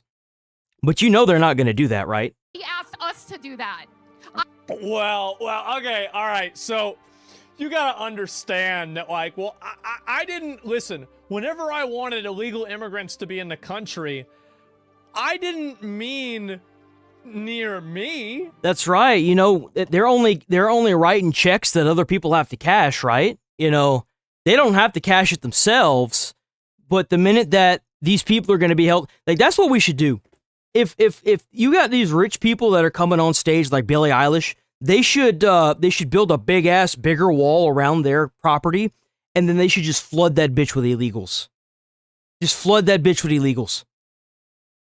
Leave them like that for a couple days, and don't see how quickly they don't turn around and say the opposing view. No, I didn't mean that at all. I wasn't willing to do that, but I was wondering with you and your great. And you can't say they don't pack themselves into houses like sardines. They do it already. So they could probably fit at least 100 in there into that Billie Eilish's mansion, and all these rich people. They got all them bedrooms and they've got nobody in there. They can change that. That's exactly the point I'm about to make. You fucking eminent domain those houses, man. You're very easily entertained. You with the White House. Very easily entertained. So you're making the point I was about to make, which is it's voluntary. She's asking citizens to step up if they want. Nobody's forcing you. And by the way, know what's really sad is that instead of being down there and protesting in the Minneapolis riots, what you could do is set up a fundraiser that helps these people, get an amount of funding that can help them move out of the state. You could rally the Democrats together, right? You help out with, there's so many different things that you can do instead of being down there causing riots in Minneapolis. You could start a fundraiser to help these illegals that are in Minneapolis get out and go to a different state. You could rally the Democrats together with your elected officials in that state and get them ready for the midterms that are the mid stuff that's coming up. You could send letters and emails to your elected officials to tell them what you want to see whenever it's election time. You can do so many other things, but instead of doing, you have 4 years to rally the troops, 4 years to do everything that doesn't involve inciting an insurrection. Straight up. That doesn't involve burning Minneapolis to the ground. And it's they want to disregard all of that simply to do what? Cause anarchy? Nobody wants that. It's insanity. It's crazy. We already have programs.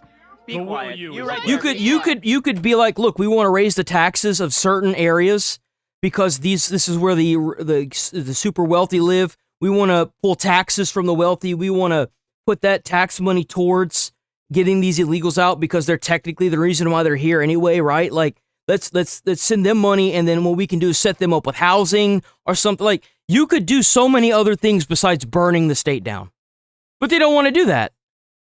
The question is, will you? I know, I'm getting to it. I'm getting. Just be quiet. I'm getting to it. If you listen. He said, "See, this is the reason why I would never do this." Because this is I'm thinking in my mind, I'm like, could I just click on that person and ban them? I would never have to think about that. As he's going to get to it, I'll believe him for now. Okay. Unfortunately, I will not be taking anybody in because I have a one. Oh, wow. Yeah, I agree. You do realize that the only reason why these rich motherfuckers are even in the country is because they're privileged. They are at such a high privilege and abusing the American system to the point where they're literally hoarding all the wealth for the entire country. And then they're hiring and they're hiring illegals to cut costs. They're taking the manufacturing process from overseas, which is also cutting costs. They're importing all those manufactured products and selling it. And they're on top of everything, raising the price on everything because they have solid monopolies on everything in the country. And the sad part is they are able to do this because they are abusing America's laws. That's why they're able to do. If you did this kind of shit in Africa or Australia or fucking Russia, or no, probably not Russia, like in other countries where it's a third, Somalia, if you did this in Somalia, they'd kill you and they'd take all your shit. You'd have a warlord knocking at your door that would immediately kill you and take your house and all your money. They're actively abusing the system that is keeping them wealthy. New York City. It's very I've got a 1-bedroom apartment. Oh, so space is scarce for you. So it's people that have more room than you that have to do it instead. Well, what a surprise. Go figure. How convenient for you. Nobody is illegal in a 1-bedroom studio apartment. very expensive. So hold on, you have a 1-bedroom? Yeah. You don't have a studio? No, I do not. A lot of New Yorkers have studios. Well, it depends on where you live. It depends on where you live, Yeah. but if you live, where do you live? Well, you don't need to say. I don't want you to get ducks. I could say it. But you have a 1-bedroom. Yes, I do. A lot of people have studios in New York, so you have an extra room. You do. Yeah. Wow. Even he's calling him out. He's like, "Well, you've got like an extra room, bro. You got like a living area. Just a studio apartment in New York is insanity, dude. Like, it's insane. You're talking an upwards of like $2,000-$3,000 a month in New York. It's expensive to live in New York. Want to write checks that other people have to cash. There it is. Welcome to everything. This is their entire mentality. This is it. Man, don't make me face reality. Honestly, I used to not be a big fan of Michael, but he's really grown on me. He has. He's been cooking recently. No, I'm sorry. Unfortunately, I don't have any space. Unfortunately, for now, I don't have any space. But if you have space in your home and you want to play, But like as a theoretical, okay, now let me get back onto the script of me virtue signaling, but not actually doing this. Oh, right, yeah. So You know, one of the biggest problems that I hear, and this will always sit with me and piss me off to no end. I gotta talk about this because it pisses me off. So, hear me out. If you live in the city of Austin, Texas, sure, let's go with Austin, Texas, right? You live in the city. You're looking at, I'm going to give an exacerbated amount, $350,000 a year just to rent. Just to rent. Right, you have to be wealthy to live there, right? And then that rent goes up and the area around you goes up, right? So you're having to pay more and more. So bear with me. And then you get priced out of your neighborhood because you can no longer afford to live there, right? And you bust your ass working hundreds of hours, right? You making not rich amounts of money, but a decent amount. You would be considered middle class. And now you find yourself in a position where you have to move your entire life because you can no longer afford the area. You don't see a problem with that? It's like a bomb. When a bomb goes off, you have the hypocenter, right? But if you drop a big enough bomb, it's going to affect everything. If you keep raising the heat once the bomb is dropped, it's going to keep growing, right? Well, it's just like the cities. Well, you know, I worked as a firefighter. I made $60,000 a year. That's pretty damn good money. Not as good as it should be, but it's pretty good money. I couldn't afford a house where I was staying at, and the mentality that I kept hearing was, move. Okay. So if I move, I have to drive even farther to get to work now. It's costing me more money. I live in a neighborhood that I can afford. 7 years goes by. I can't afford this neighborhood anymore. Do you not see the problem with that? Do you not see the issue that causes, that mentality of, well, just fucking move? If you move, it's going to follow you. You're running from a problem that's literally following you. It's not going to change. It's going to get worse. Instead of just saying move, maybe you should address the underlying problem. Why the fuck is it going up? Who decided it goes up? It's not inflation. The motherfucker's an apartment. It's the same fucking thing. It doesn't move. It doesn't have a manufacturing cost. It doesn't have an inflation cost. It doesn't have a property fucking value. It's the same shit. How do you decide that it goes up? You know how? Because whenever you own everything in a certain area, you form a monopoly and you raise it and call it inflation. That's how. Duh. Oh, we'll just move. Okay, so you want to spend the rest of your life, instead of living the American dream, which is to get a house, settle down, and not have to worry about that. You got a home base, bro. You got an outpost you're supposed to be able to go home to whenever you bust your ass for 40, 50, 60, 70 fucking hours a week, and you can't afford that no more. What the fuck is the point? What's the point of even having a job? Can't afford it. It's just such a fucking stupid mentality. Now, let's get right back to it. His logic got bodied? Well, it's not logic. This is the thing that I'm saying, is that it's completely self-serving narcissistic values. There is no virtue in this at all. To a program that we've already had for a very long time. You can do so. And you're right. Nobody's forcing you to take anybody in your home. Well, they are, really.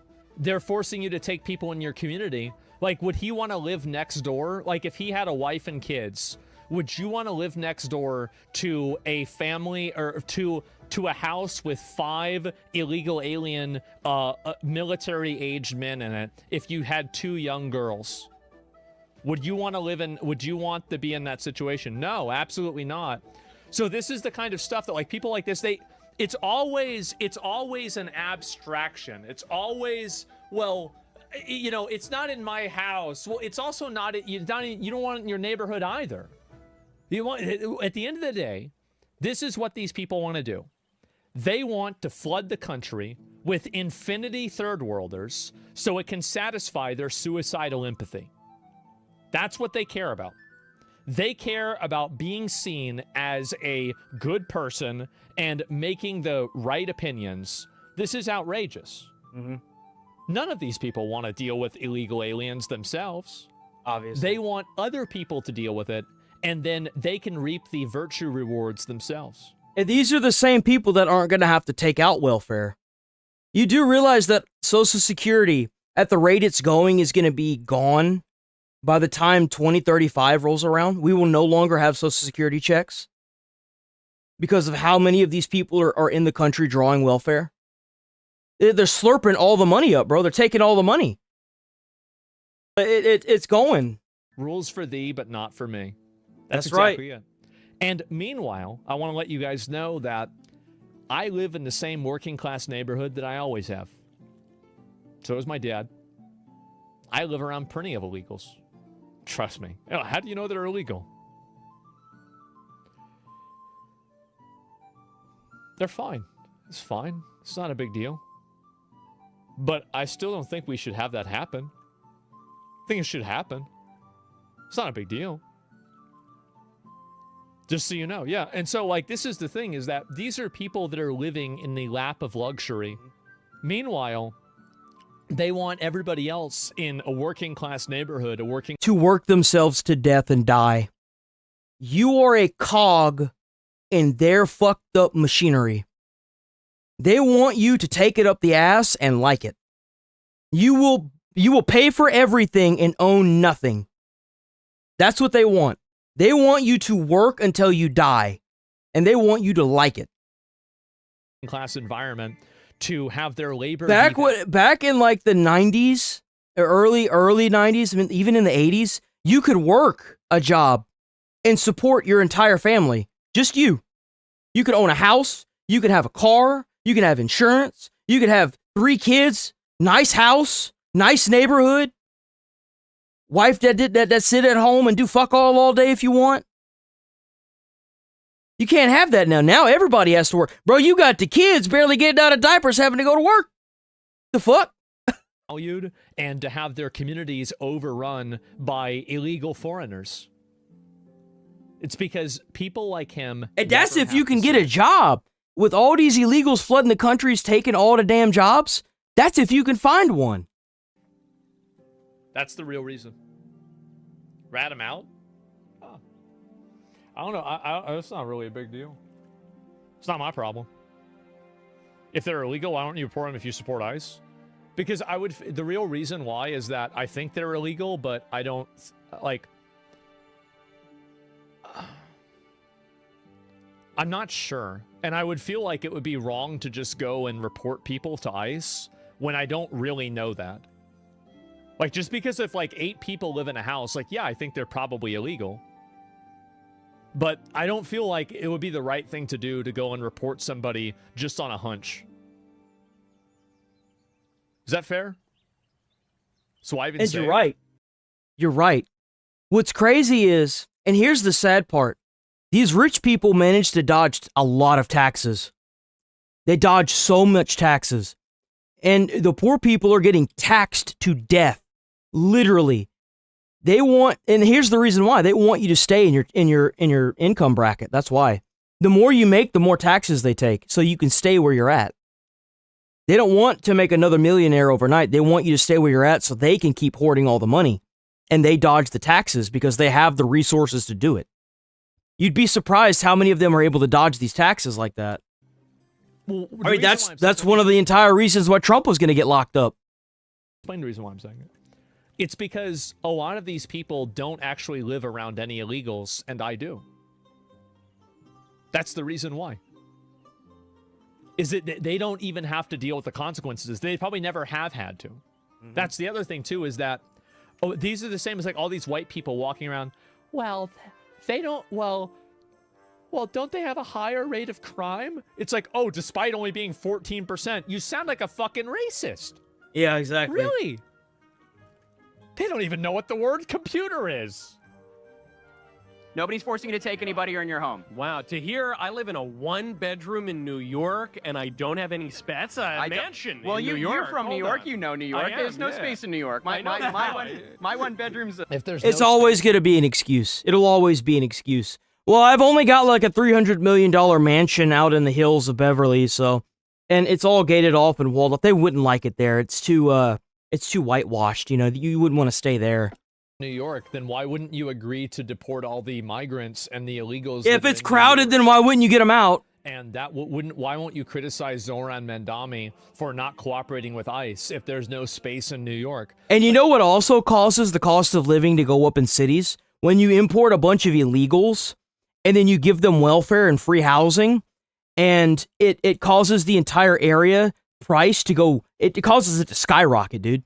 Because you've got all these people here that are using up all this housing, and they're able to charge them whatever they want because they're getting the money directly from the government put it into their accounts. So they're causing this insane inflation in the economy.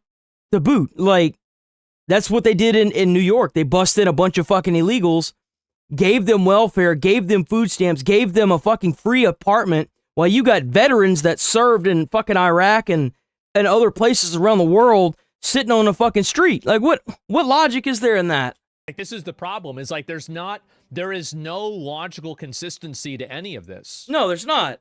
It's not at all. Like, and even it's like the amount of dissonance that these people have is like shocking to me. Genuinely shocking. You know that. Okay, man. I don't think, you've never seen it, but think crazy. These migrants, I don't think they need a lot of space. You know, you give them a nice little bed anyway. A small little box? I don't know about that. Yeah, and no, I did see this. And again, I find it to be... I find it to be so embarrassing that these people... I saw a couple other clips from this, too, that I think might be worth listening to. Here we go. Where did it go? I think I did see... No, that's not it. And then this is... Oh, here we go. So throughout this entire conversation of immigration, I keep hearing from Chris, and I believe Harry as well, that we need to deport only violent criminal illegals. Yeah. It is insane that on a public platform you would be willing to put... You know, I honestly think Trump, every time he hears this, is laughing. Listen to what he said. Trump wants ICE to deport all these violent criminal illegals. I've picked up on this and I haven't talked about it yet. In that statement, and Trump has typed this out several times, what word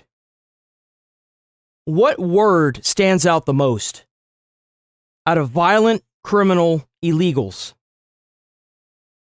Because there's one thing that they all are by being here illegally.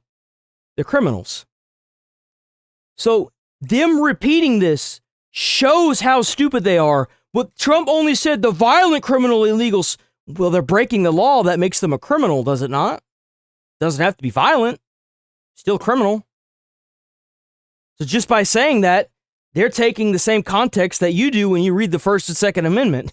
They're cherry picking. Fellow countrymen aside for foreigners who do not have any right to be here. And this is the reason. This is the reason I say that. This is my Patriot alert. We got a real one here. reasoning. My reasoning is I'm sick and tired of seeing articles of like Aragua rapes a woman in this state, MS-13 rapes a man in this state, or woman, or whatever it be. They're freaking crazy. My issue is all of these people, you can't say violent criminal aliens because we didn't know they were violent before we looked into them. We have no... That's right. How do you know they're violent? Well, they have to come here and commit violence first. Wait a minute. I've got a crazy idea. Let's not find out. Yep.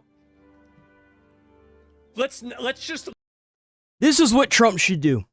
He should mobilize the army, go to each state, like start from one side of the country, and in a sweeping motion like a comb, go from one side of the country and move all the way across. Every state that they go to, the military acts as the police, and the ICE agents act as, well, the ICE agents. And you round all these people up, you put them in a choke at the very end, and you get them all the fuck out. Watch the entire nation's crime plummet. Watch. Watch. Let's just not find out. How about that? And you ain't even got, you don't even have to get the illegals. Get everybody. Everybody, even if they're a citizen and they've committed crimes and they've got warrants or felonies out on them, round them the fuck up. Go door to door. You ain't got nothing to hide in your house, then let them in. I would do that. I'd be like, yo, come on up in here. You guys want a drink? Grab one out the fridge, man. I ain't got nothing to hide up in this bitch. I ain't harboring anybody. I didn't do anything. I'm tired of being the only one that doesn't have a criminal record. Like, what the fuck?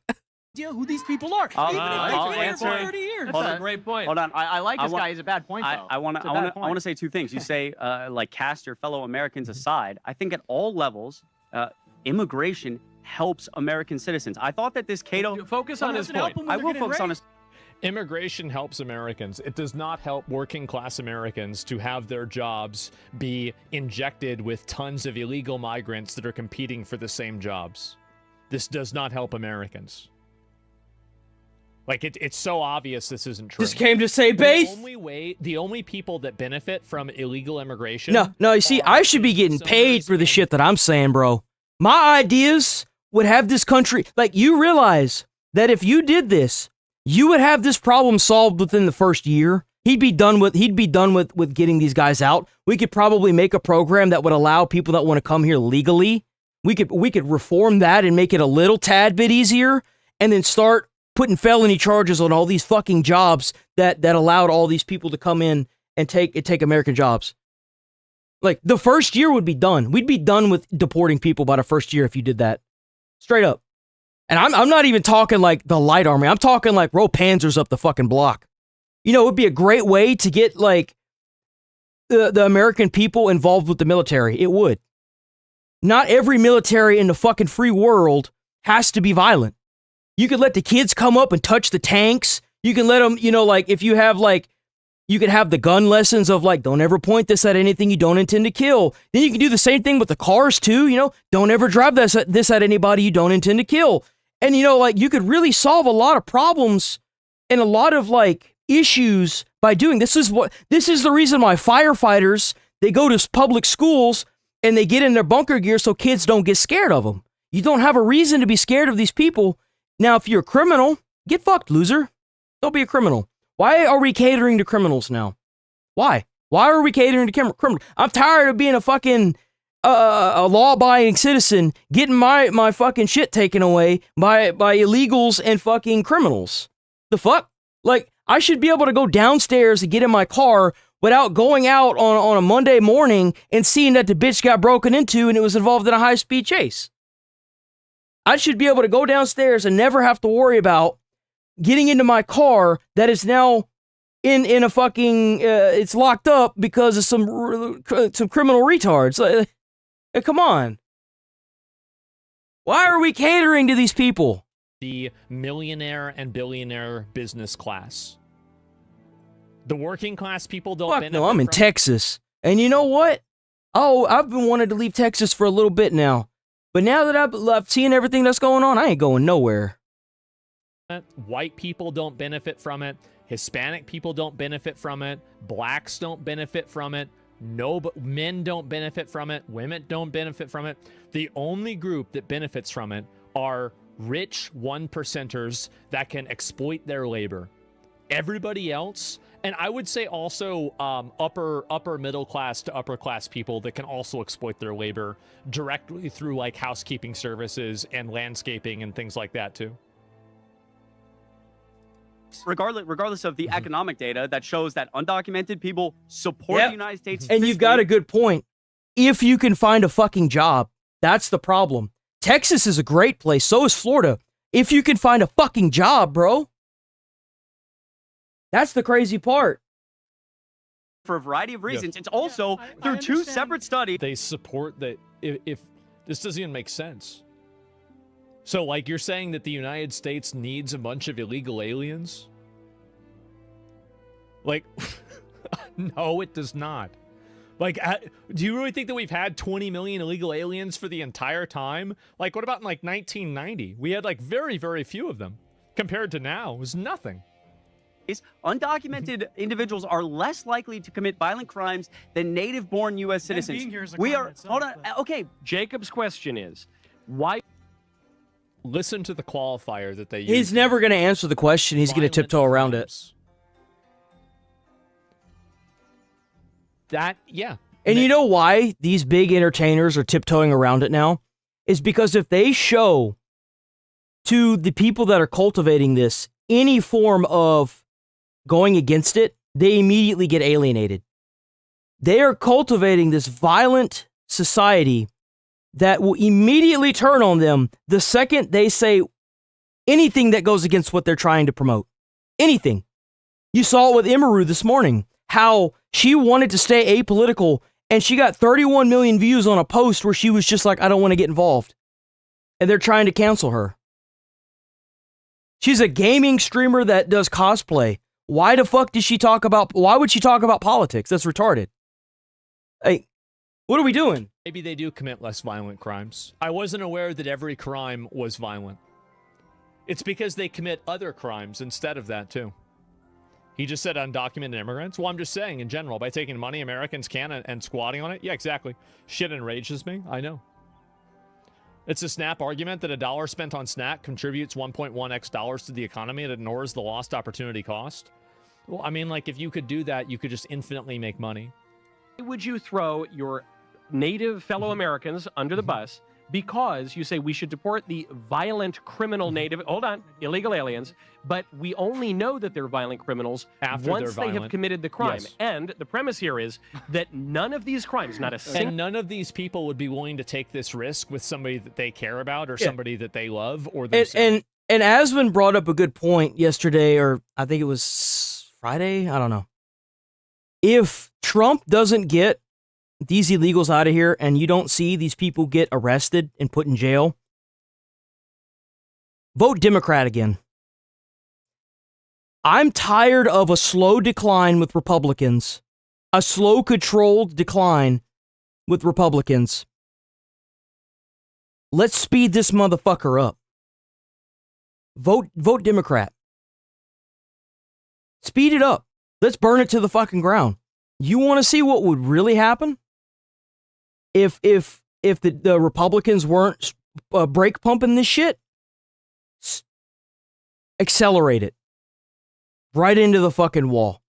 Let the Democrats do what they want. Let the country get flooded with illegals. I guarantee you're going to see a lot of these rich people roaching the fuck out. Watch. Especially whenever these criminals start burning cities down. Accelerate it. It's only the only people that need to take this risk are other people that take it on for them. One of them would have been committed. You can't say that unless you have actual proof. Unless you have actual proof that he's done something, you cannot say that. It is slander. It's defamation. Do not type that in my chat. If you've got social media people coming forward and apologizing to Trump because they don't want to get fucking sued, do not say that in my chat. There is no legal convictions yet. Fingers crossed. Don't say that. Don't say that. He's completely right about this. He is. He's totally right. Even if you think it's true, even if it might be true, don't say it yet. Don't say it yet. I don't want to be held liable for any of that shit. There would be no crime in general if it didn't happen. Like, yeah, it's really just that's comparing native-born people. I'm 31, you fucking idiot. I'm 31. I was a school bus driver, United States Postal Service carrier. I was a fucking firefighter. I went to college to be a firefighter. I've worked at Walmart. I've worked at motherfucking Sonic, dude. Like, I've had a whole fucking life. I think I know. Country is different than going to another country and committing a crime. Yeah, there's also that too. People moving out of state in droves because they don't want to live near these people and pay these taxes. Yeah, absolutely. Let's be honest. Most of the jobs that they do, Americans wouldn't touch. I'm 31 and you're banned. Why won't Americans touch them? They won't touch them because the wages for those jobs are very, very low, and they're really bad jobs. So the solution, so you've identified a problem, and I think that that's a valid problem, and you're right about that. Yeah, I agree. But like, I don't agree. If you think that for 1 second that if Trump got, let's say in a magical fairy tale world where these people, these rich motherfuckers actually get locked up and Trump is involved, right? Let's say that happens. J.D. Vance is the vice president. He has nothing to do with the Epstein files. He takes office and he continues to move forward with Trump's plan. Now what? What are you going to bitch about now? It'll be something else, right? It'll always be something else. Agree with your solution for it. So if your solution to Americans not wanting to do certain jobs is that we need to hire an underclass of people that we can effectively use as second-class indentured servants, I don't agree with that. I think that we should look for technological solutions. Yeah. Fuck yeah, get them out, dude. At paying those people a better living wage so they can feel like that job is worth it to them. Yes, like, sir. Those are the solutions that I think that we should go with rather than actually just bringing in a bunch of illegal aliens. Yeah, I mean, duh, of course. So, I mean, it's not like there's not, and again, like I agree. You're right. If J.D. Vance takes over office, if you think Trump is bad, Vance is more radical than him. Vance would probably have already used the Insurrection Acts. You know why? Because unlike these old motherfucking boomers that are fucking held under all this blackmail that they got from the Epstein files, Vance doesn't give a fuck. And if you think this is bad, if they get somebody that's like of the ripe age of like 35 to 40 that had nothing to do with any of this boomer drama bullshit, you guys are fucked. If you think Trump is bad, I guarantee you there is somebody behind closed doors that is pulling his hands like a puppet, telling him what he can and can't do and say and can't say. Someone like Vance who has no fucking blackmail, bro. They've already called him couch fucker and horse semen drinker and shit. He fucking laughed that shit off. The memes of him having a fat face, he wore that shit on Halloween. You can't hurt somebody like Vance. You only charge him.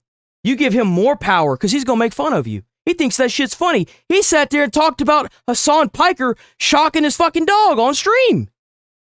You can't hurt somebody like that. You can't hurt somebody like Asman or me. I don't give a fuck what the popular opinion is. I'm going to look at a situation and be like, that's fucked up. That's how it is. I don't give a fuck. I'm not left or right. I can look at a situation and pick it apart and be like, well, that's not right. I immediately knew with the Renee Good shit, like, all those fucking camera angles that didn't show a damn thing except somebody trying to run over an ICE agent and getting shot and killed. Sucks to suck. Maybe you shouldn't have done it. And then the whole thing comes out and it's like, oh, big surprise. Guy ended up in the hospital with internal bleeding. You're right. This is a legitimate problem. Tried to run him over. I don't like that solution. They saved. And you know what's crazy is roles reversed. These fucking lobotomites would be saying, "Oh man, Ice Age, he got what was coming to, got what was coming to him. You know, fuck that dude, run him over, pop his head like a fucking pimple." That's exactly what they'd be saying. You know how I know that? Charlie Kirk. They said the same shit whenever Charlie Kirk's blood was fucking spewing out of his neck. Whenever he was trying to give a fucking, just not even a speech, just to try and debate with people. And then people were coming forward after that saying that they should kill his fucking kids. You gotta be a sick, sadistic piece of human trash if you're trying to advocate for somebody's kids to get killed, bro. That's how you radicalize people against you. You're fucking crazy.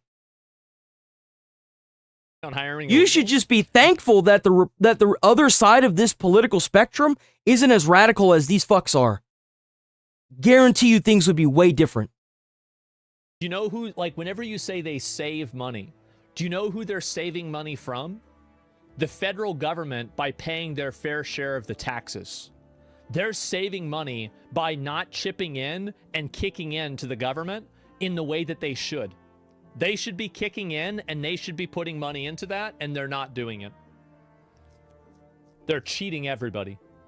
Well, if he's part of it, then why did they kill him? Didn't you think that it would make more sense to keep him alive so that way he can show the strength? Why would you turn somebody like that into that mentality is just stupid. That is just stupid. Well, he's all part of it. Well, obviously not. They killed him. They killed his ass. Do you think that the American people have the right to enforce the laws duly passed by Congress to have their own borders and define who's in the country? I think. Yes or no? Hold on. No, because I think it's a dishonest premise. It's a simple There question. are so many laws. Do you think illegals should be deported? Wow, it's okay. But it's the I think that we should. I'm not asking about so many laws. I'm asking about this one. Can I just say something really quick? Can you answer the question? Right now in the United States, we do not have enough native-born. I'm just giving one example before you speak. We do not have enough native-born U.S. citizens to work every single job. If every single undocumented person right now. So then why not figure out technological solutions to that, or figure out other ways to solve the problem?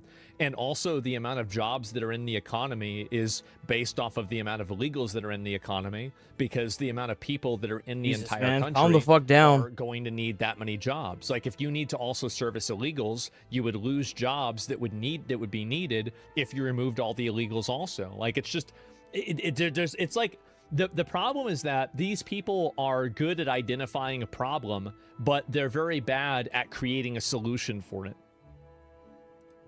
Was deported this instant. I'm gonna bet. Hold on. 1 second. I'm gonna bet you in the front row $20. I'm gonna bet you right now $20 that he will not answer my question. I'm going to answer your question. I'm gonna. Take Yeah, I mean, like, it's just like the Peretti guy. Like, did he deserve to be shot and killed? Probably not.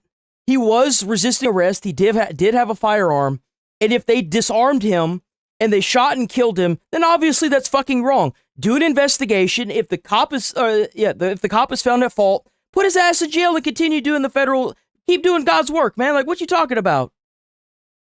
Just because one dude gets shot and killed for being retarded doesn't mean you just shut down the entire operation. That's not how it works.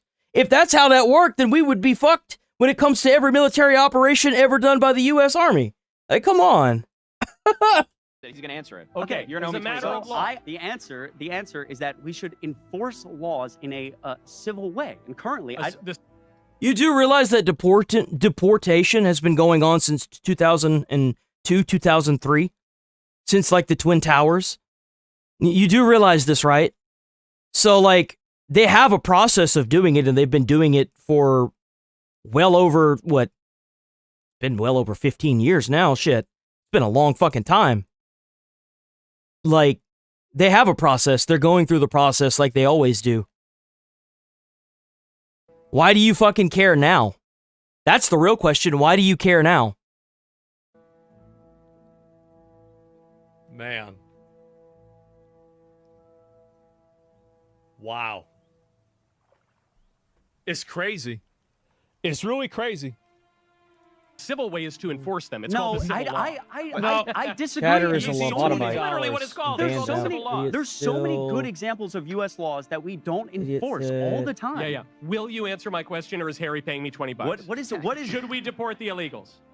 I disagree with the premise of the question. $20. 20, yeah. Buddy, No, thank that's you. It's such an easy idea, and they just can't get it. It's so fucking embarrassing. It's so stupid. I don't even know what to say, man. I really don't. And why is... yeah, I mean, it's again, you can't assign... What is this here? You can't assign it doesn't. resources to undocumented... Nothing that you can't... Here, let me show you something. Let me show you boys something. Let me show you guys something. Check this out. This is the reason why we have the culling in chat every now and then. You'll see like a bunch of people get fucking banned. I'm not even trying to converse with those retards. Hold on. Let me show y'all why I don't converse with these fucking retards. Y'all know about Neil deGrasse Tyson, right? Guy's a fucking genius. Man's a prodigal, right? So this is the reason why I don't bother conversing with these retards. Where's he at? There it is. Someone I know who doesn't believe we went to the moon. So I said, what kind of evidence would convince you? He said, images of the landing site of the Apollo missions. So I said, okay, here's a website where we sent an orbiter to the moon so that it was close enough, because ground-based telescopes, they don't have the resolution to see the landing sites. But if you get close enough to the moon, you can. It photographed the entire surface of the moon, and there were the landing sites, and you saw the rover tracks, the base for the lunar module. That night, he went home and found it. Then he came back and says, NASA could have faked that. Well, I'm done with you. We have no more to talk about. Because he's not ready to be convinced. There you go. That's right. What's there to say? Nothing that I'm going to say is going to change your mind. Why have the talk? And then you have Florida, where they enforce the law. I'm sorry, but I'm going to make it a fucking routine to play these videos, bro. Seriously. You resist lawful orders, you're going to jail. Yes, sir. Let me be very clear about that. Yes, sir. If you block an intersection or a roadway in Brevard County, you are going to jail. Yes, sir. If you flee arrest, you're going to go to jail tired, because Yes, sir. we're going to run you down and put you in jail. If you try to mob rule a car in Brevard County, gathering around it, refusing to let the driver leave, in our county, you're most likely going to get run over and dragged across the street. If you spit on us, you're going to the hospital and in jail. They're going to beat the fuck out of you. If you hit one of us, you're going to the hospital and jail, and most likely get bitten by one of our big, beautiful dogs. That Yes, we sir. have here. If you throw a brick, a firebomb, or point a gun at one of our deputies, Listen to the audience when he says this. we will be notifying your family where to collect your remains at, because we will kill you graveyard dead. We're not going to play. Goddamn fucking straight. You goddamn fucking straight. That's right. That's what a state looks like that doesn't fuck around. Unlike Minnesota. Damn, it is late, boy. I gotta roll, unfortunately. I have to roll. I have to get up out of here because I gotta fucking make all these videos, and I gotta make this stream into videos, and then I've gotta make shorts out of all this shit, and I've gotta upload all that shit to like Instagram, TikTok, other shit, YouTube shorts, and all that, Twitter, and we'll be back on tomorrow. We're here Monday through Friday, 8 a.m. to about 11:30 usually. But it's Monday, so like we have like a little bit extra videos and stuff. I gotta roll up out of here. We'll be back on tomorrow bright and early. I will see you boys tomorrow. Stay safe out there. Stay friendly. Keep up the good word. Stay away from the crazies. Try to get informed by everything, not just one media site. Try to put a smile on someone's face. You might change their whole day or their whole life. You never know. And I'll see you beautiful people tomorrow. Also, thanks for watching. You guys are awesome. Keep being you. Mm-hmm. Mm-hmm. Mm-hmm. Mm-hmm. Let's go. I wake up to a little bit of drool on my pillow, feel like it's gonna be a bad day. Yeah, I'm tired of shit, and the coffee ain't hit yet, damn, ain't that great. I don't wanna go to work, cause my boss is a jerk, and I'm not even that paid.